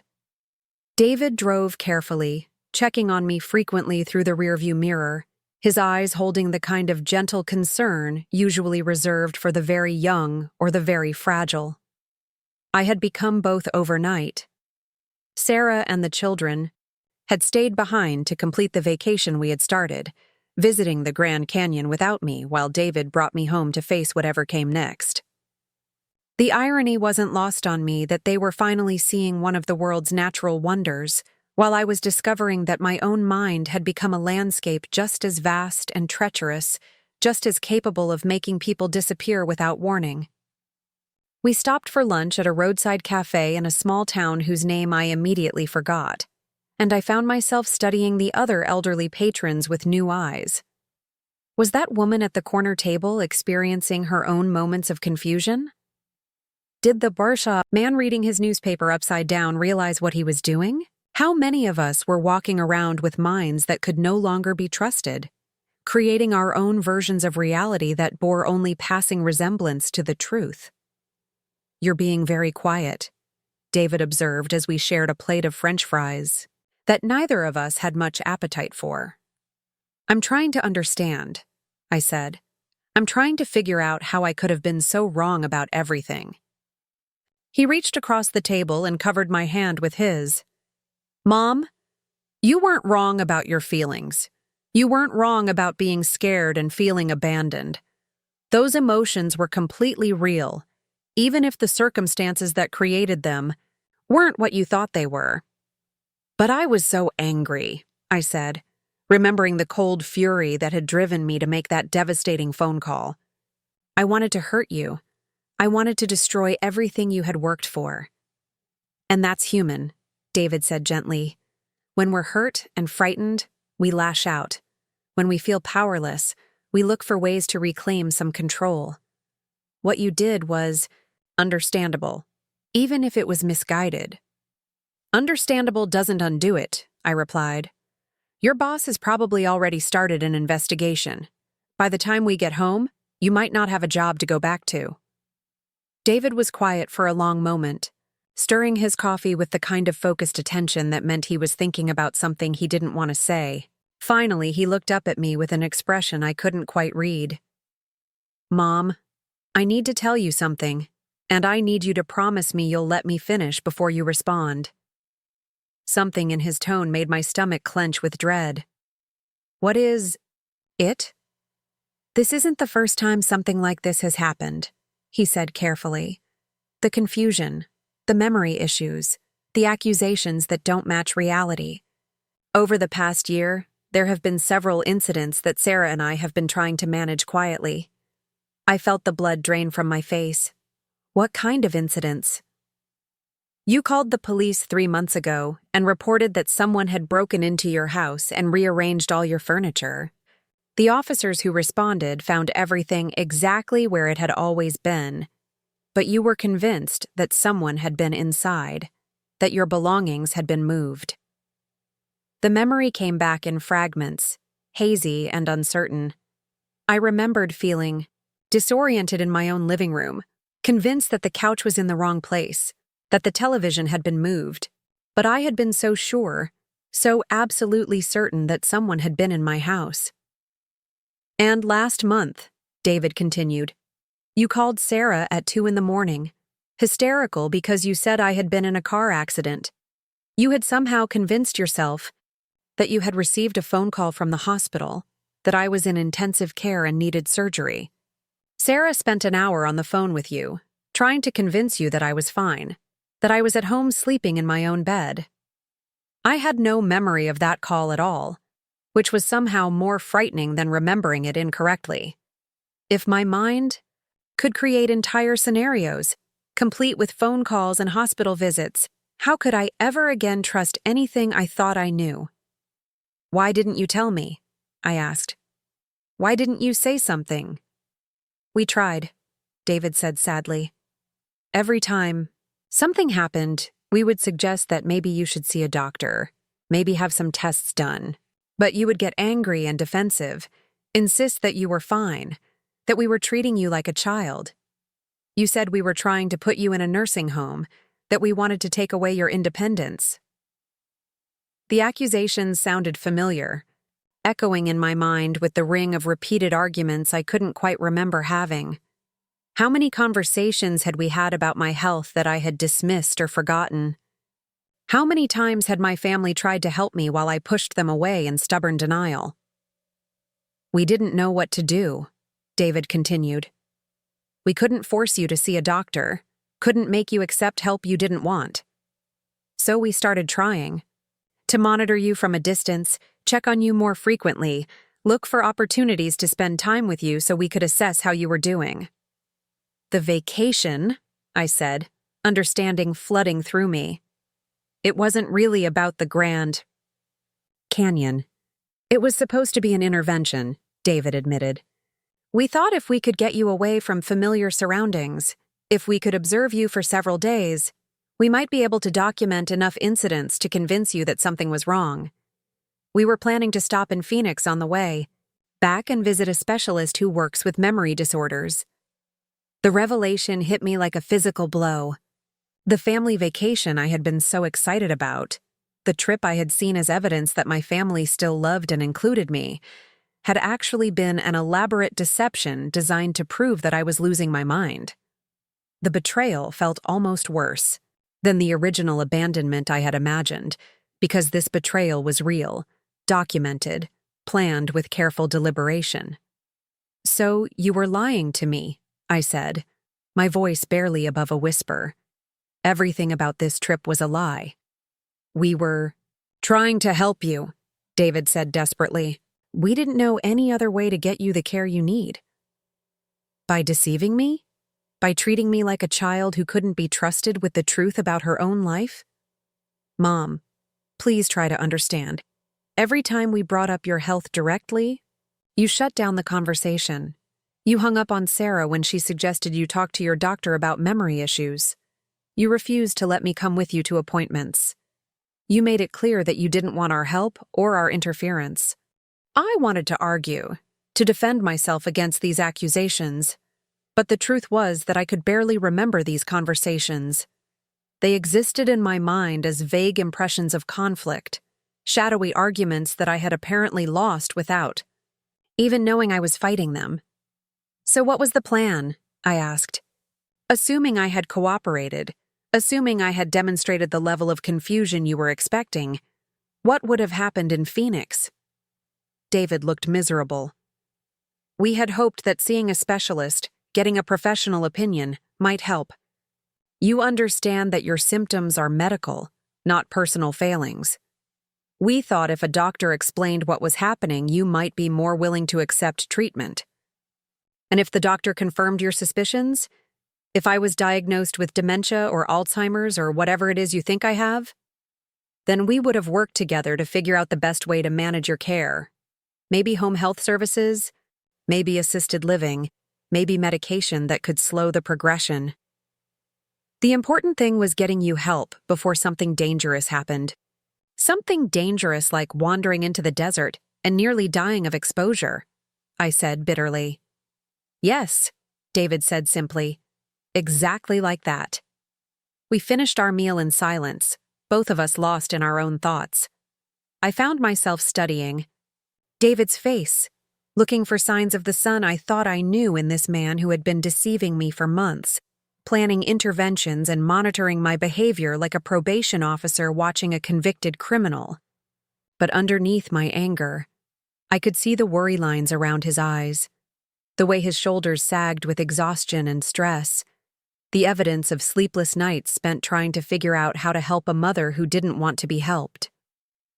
When we reached my house that evening, the familiar sight of the small white cottage with its neat garden and painted shutters felt like returning to a foreign country. This was supposed to be my sanctuary, the place where I felt most secure and independent. But now I looked at it through different eyes, seeing potential hazards everywhere. The steps that could cause a fall, the stove that could be left on, the medication bottles that could be mixed up or forgotten. David helped me carry my suitcase inside, and I immediately noticed things that seemed out of place. The mail had been collected and sorted, the plants had been watered, the refrigerator had been stocked with fresh groceries. Someone had been taking care of my house while I was gone, and I had a sinking suspicion about who that someone might be. "Sarah has a key," David admitted when I asked. "We've been checking on the house regularly, making sure everything is okay. We found the stove left on twice last month, and there was a pile of mail on the counter that suggested you hadn't been keeping up with bills and appointments. Another piece of my independence. Another small freedom that had been quietly stripped away without my knowledge or consent. They had been managing my life from the shadows, making decisions about my welfare while maintaining the pretense that I was still in control. The kindness of their intentions didn't diminish the paternalistic nature of their actions, and I felt a fresh surge of the anger that had driven me to make that devastating phone call. But the anger was complicated now, by the growing awareness that their concerns were justified. The bills they had found unopened, the stove left burning, the plants that would have died without their intervention. These were not the actions of a competent adult managing her own affairs. These were the symptoms of a mind that was no longer reliable, a person who could no longer be trusted to take care of herself. "We need to call Marcus Chen," I said, sinking onto my couch and feeling every one of my 72 years settle into my bones. We need to try to undo the damage I caused before it gets any worse. David pulled out his phone and scrolled through his contacts, his face grim. It's almost 7 o'clock. He might not still be at the office. Try anyway, I said. If he's started an investigation, if he's already made decisions about your employment, we need to stop this before it goes any further. David dialed the number and put the phone on speaker so I could hear the conversation. After 3 rings, a tired voice answered. Chen here. Mr. Chen, this is David Price. I'm calling about the voicemail you received last night from my mother, Cynthia Price. I need to explain what really happened. There was a pause, and I could hear papers rustling in the background. Mr. Price, I've been trying to reach you all day. We need to discuss this situation immediately. Can you be in my office first thing tomorrow morning? Yes, sir, but I wanted to explain tonight if possible. The situation isn't what it appears to be. My mother has been experiencing some medical issues that affected her perception of events. Medical issues? Chen's voice was skeptical. Mr. Price, your mother left a very detailed, very coherent message accusing you of abandoning her in the desert. She didn't sound confused or medically impaired. She sounded like an elderly woman who had been subjected to unconscionable treatment by her own son. I could see David's hands shaking as he held the phone. Sir, I understand how it must have sounded, but my mother was experiencing what doctors call a fugue state. She wandered away from our rest stop and was missing for several hours. When she was found, she had no memory of leaving the area or of the extensive search we conducted to find her. Do you have documentation of this alleged medical emergency? Chen asked, his tone suggesting he found David's explanation less than convincing. Yes, sir. Police reports, statements from search and rescue personnel, witness accounts from the truck driver who found her. I can provide all of that documentation tomorrow. There was another long pause, and when Chen spoke again, his voice was slightly less hostile but still deeply concerned. Mr. Price, even if your explanation is accurate, this situation raises serious questions about your judgment and your ability to manage personal crises that could affect your professional responsibilities. I understand your concerns, David said carefully, and I take full responsibility for not handling the situation better. But I want you to know that my mother is here with me now, and she wants to speak to you directly. Put her on, Chen said curtly. I took the phone with trembling hands, trying to find the words that might undo the damage I had caused in my midnight rage. Mr. Chen, this is Cynthia Price. I owe you a profound apology. Mrs. Price, I have to say, you sound very different than you did in your voicemail last night. I was confused and frightened last night, I said. I had experienced what I now understand was a medical episode that caused me to lose several hours of memory. When I found myself alone, I assumed the worst about my family's intentions, and I lashed out in anger and fear. Are you saying that your accusations against your son were false? The question hung in the air like a sword waiting to fall. How could I explain that my accusations had been both false and true, that my feelings had been real even though my perceptions had been wrong? My accusations were based on what I believed to be true at the time, I said carefully. But my beliefs were shaped by medical symptoms that I didn't understand, and memory issues that I was not aware I was experiencing. David never abandoned me. He spent hours searching for me when I wandered away, and he called for professional help when he couldn't find me on his own. Mrs. Price, this is a very serious matter. If you're changing your story because you're being pressured or threatened. No one is pressuring me, I said firmly. I'm changing my story because I now understand that my original story was wrong. I have medical documentation, police, reports, and witness statements that prove David was telling the truth about what happened. Chen was quiet for a long moment, and I could almost hear him weighing my words against his own professional obligations. Finally, he spoke. "Mr. Price, I want you in my office at 8 o'clock tomorrow morning with all the documentation you mentioned.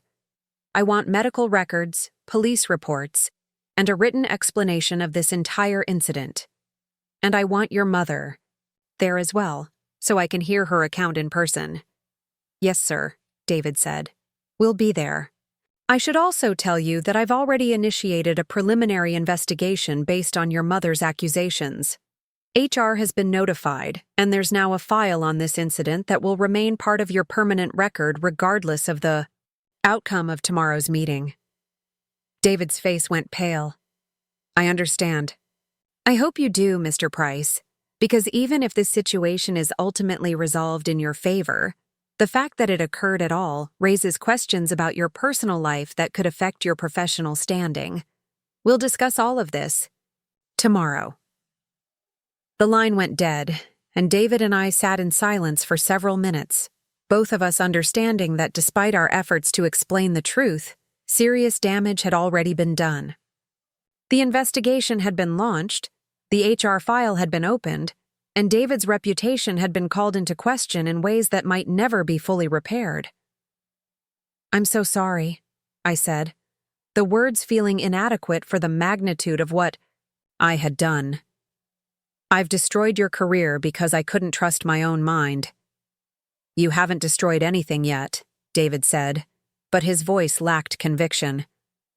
"We'll go to that meeting tomorrow, we'll present the facts, and we'll hope that Chen is reasonable enough to understand what really happened. And if he's not, if he decides that having a mother with dementia makes you too much of a liability." David was quiet for a long moment. "Then I'll find another job. Companies that discriminate against employees based on their family members. Medical conditions are companies I don't want to work for anyway."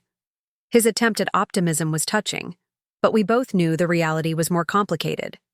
David had spent 20 years building his career at Consolidated Logistics Solutions.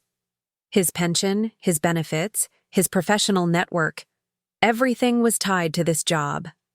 Starting over at 45 in a competitive industry would be devastating, not just financially, but personally. That night, I lay in my own bed for the first time in what felt like weeks, listening to the familiar sounds of my house settling around me. The refrigerator hummed, the clock ticked, the wind rustled through the trees outside my window. These were the sounds that had comforted me for decades, the auditory signatures of home and safety and independence.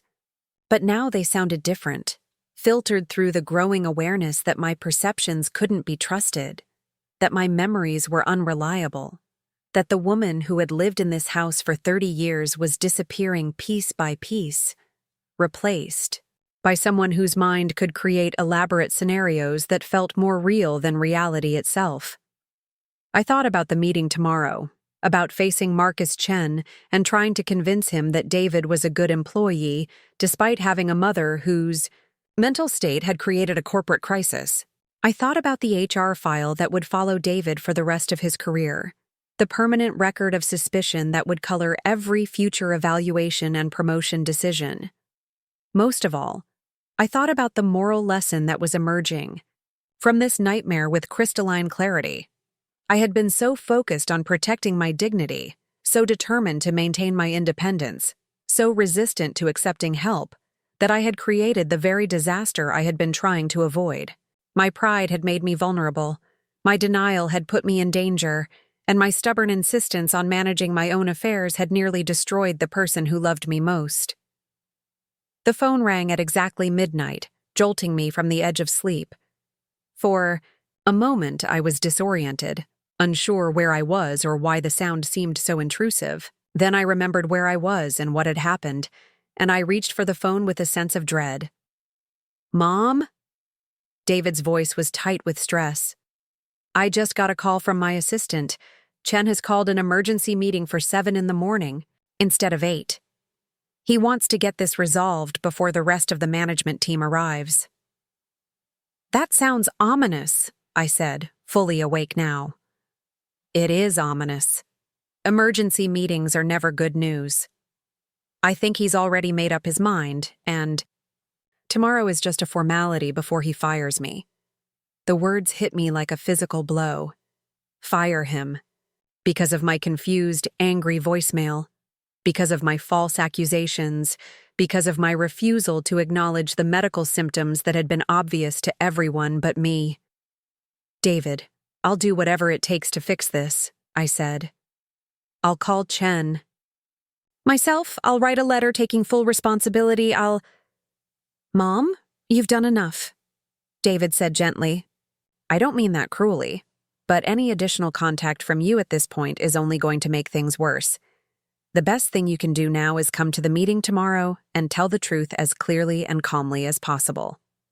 After he hung up, I lay in the darkness, trying to imagine what I would say to Marcus Chen, how I could possibly explain the complexity of what had happened in terms that would make sense to a corporate executive whose primary concern was protecting his company from liability and scandal. How do you tell someone that you accused their employee of unconscionable cruelty based on a version of reality that existed only in your failing mind? How do you convince them that the detailed, coherent accusations you made were the product of medical symptoms rather than actual experiences? How do you ask them to ignore the contents of their HR file and trust the word of a woman whose own family had been planning an intervention to address her mental decline? The answer, I realized with growing despair, was that you probably couldn't. The damage was done. The accusations were on record, and the best we could hope for now was damage control rather than vindication. I had spent my entire adult life trying to be a good mother, trying to support and protect my children, trying to be the kind of parent who enhanced rather than hindered their opportunities for success and happiness.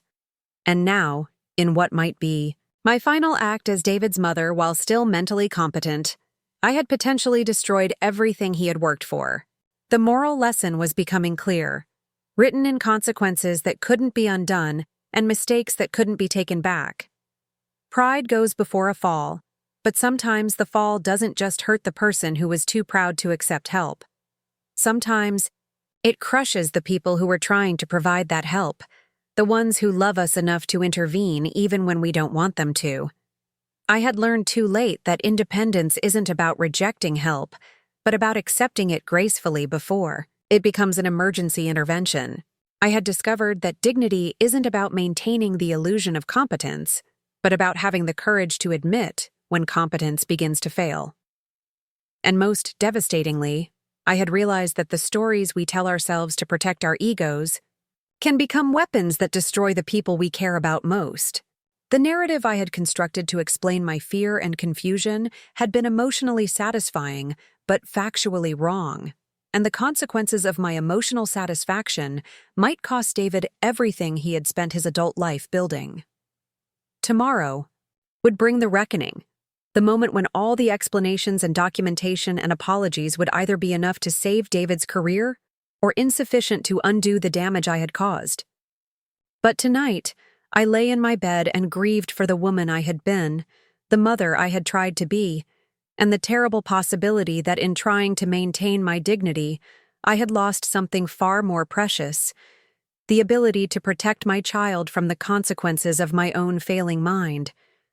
The corporate headquarters of Consolidated Logistics Solutions loomed against the gray morning sky like a monument to everything I might have destroyed. David and I sat in his car in the parking garage, both of us staring up at the building where his professional life would either be salvaged or terminated in the next hour. I clutched a manila folder containing medical records I had requested from my doctor's office, police reports that documented the search and rescue operation, and a handwritten letter of apology that I had rewritten 6 times during the sleepless night. "Are you ready for this?" David asked, his voice steady despite the tension radiating from every line of his body. "I'll never be ready for this," I replied honestly. "But that doesn't matter anymore." The elevator ride to the 15th floor felt like ascending to a judgment that had already been rendered. I watched the numbers climb and tried to prepare myself for the possibility that Marcus Chen would listen to our explanations with polite professional interest and then terminate David's employment anyway. After all, even if he believed our version of events, the simple fact remained that David's personal life had created a significant disruption to the company's operations and reputation. Chen's office was exactly what I had expected. Tasteful, furniture, diplomas, and awards on the walls, and the kind of controlled environment that suggested a man who valued order and predictability above all else. He stood when we entered, extending a firm handshake to David and a more cautious one to me, his eyes assessing me with the clinical attention of someone trying to determine whether I was the confused elderly woman my son claimed or the coherent accuser who had left that devastating voicemail. "Mrs. Price," he said, gesturing for us to sit in the chairs arranged in front of his desk. "I have to say, you seem much more composed this morning than you sounded in your message 2 nights ago." "That's because I understand now what was happening to me then," I replied, meeting his gaze directly. "Mr. Chen, I need you to understand that when I left that voicemail, I genuinely believed that my son had abandoned me in the desert. The fear and anger in my voice were completely real, even though the events I described were not." Chen opened a file on his desk and consulted some notes. "I've reviewed the preliminary documentation that David provided yesterday evening.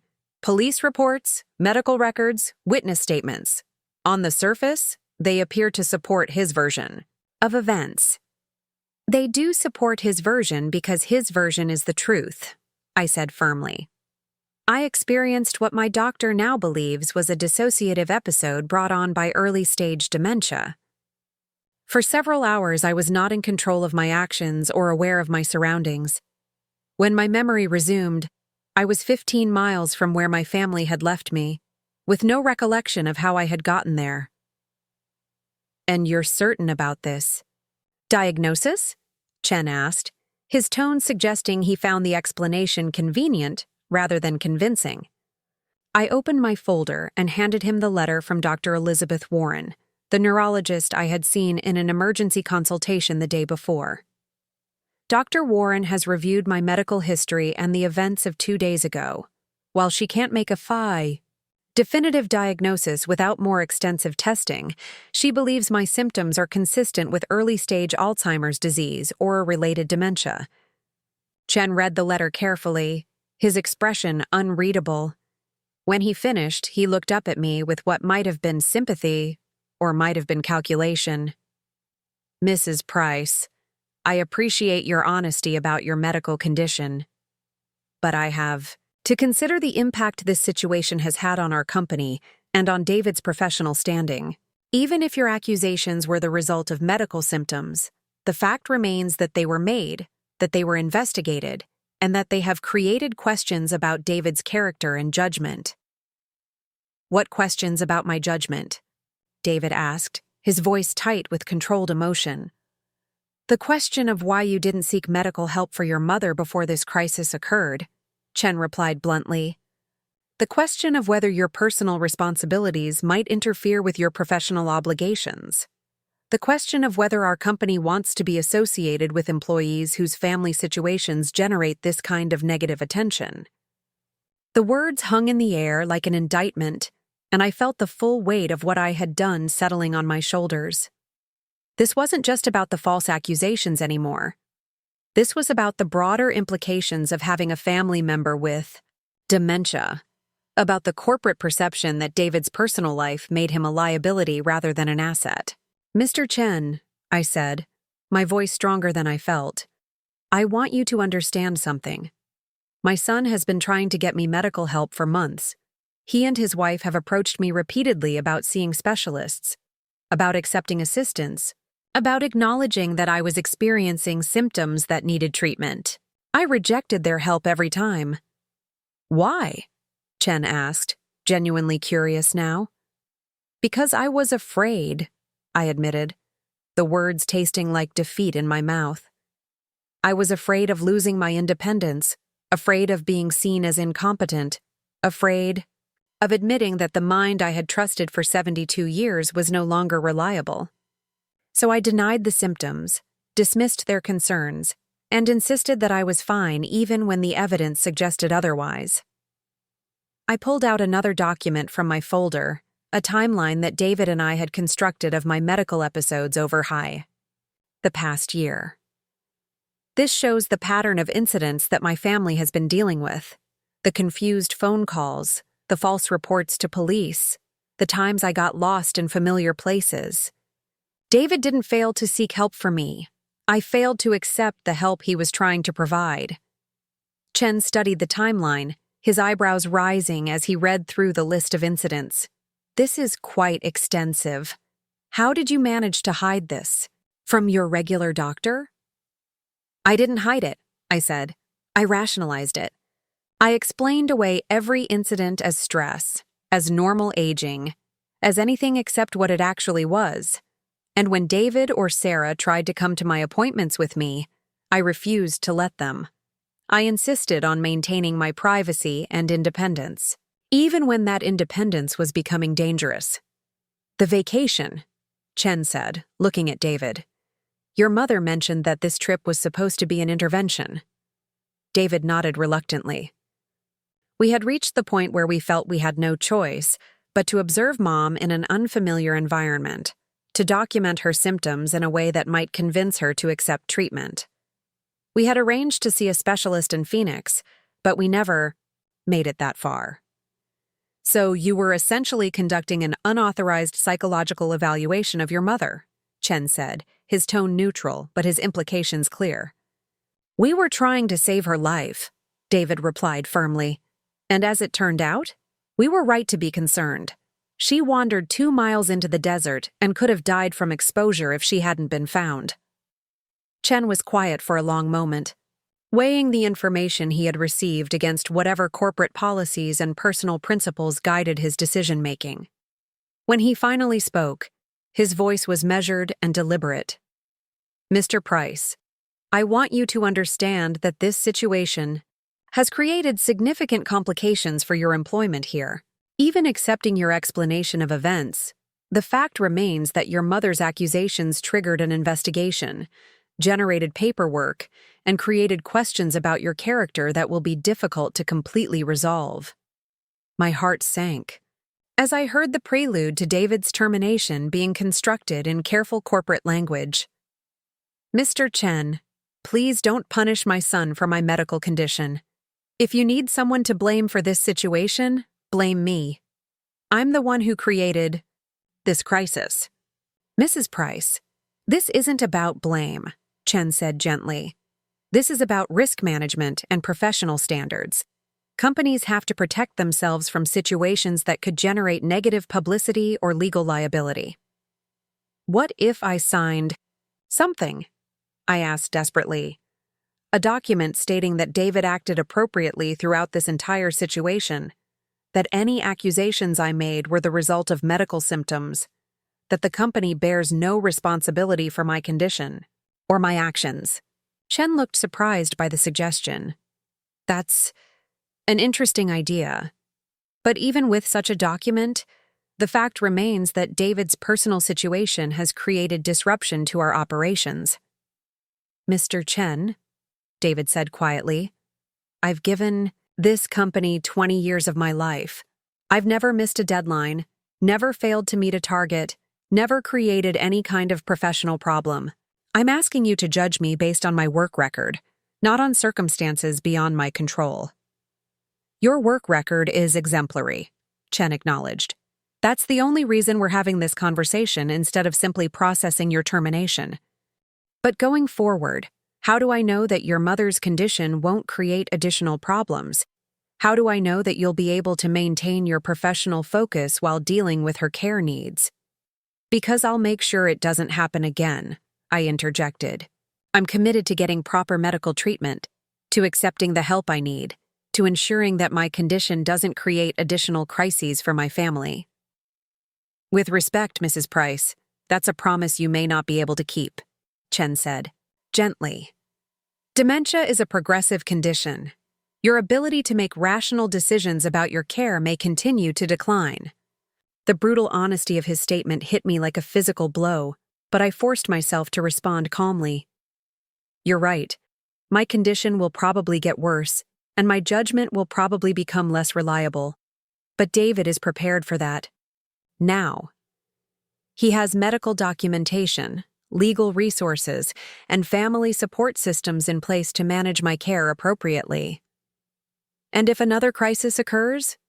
If Mrs. Price makes additional accusations or creates additional disruptions, then you'll have documentation showing that she has a diagnosed medical condition that explains her behavior, David said. You'll have a paper trail proving that we've taken appropriate steps to address the situation. You'll be protected from liability, and I'll be protected from false accusations.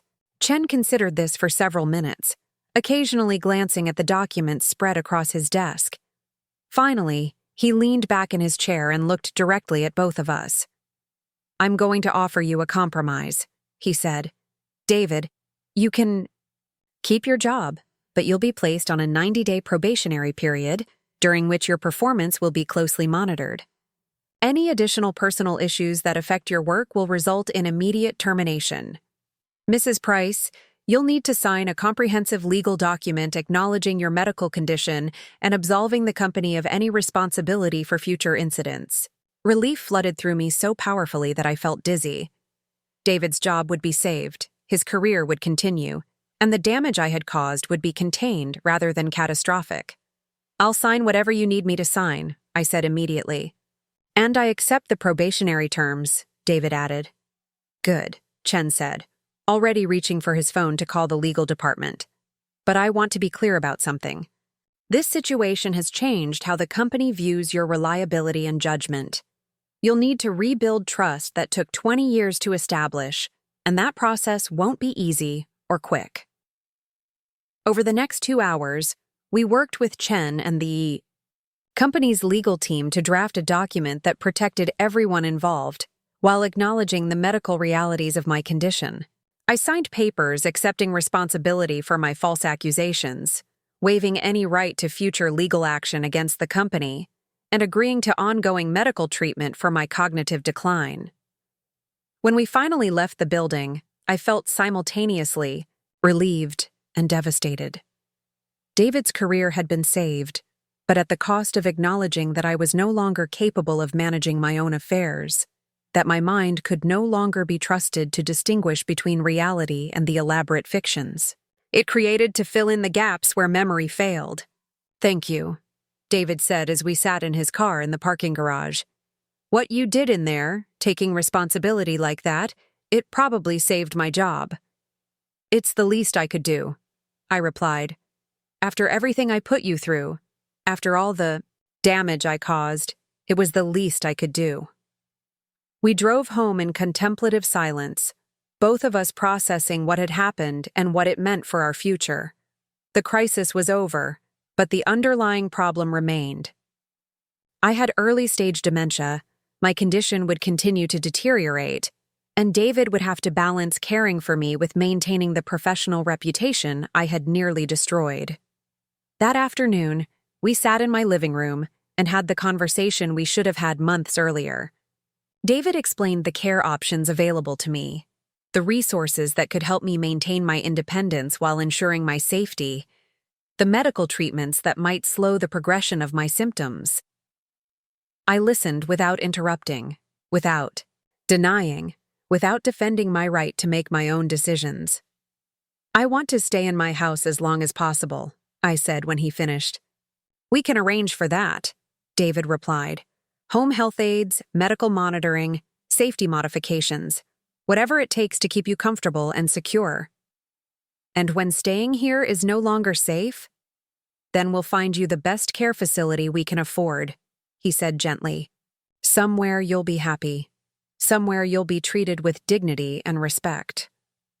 The moral lesson of my experience was crystallizing with painful clarity.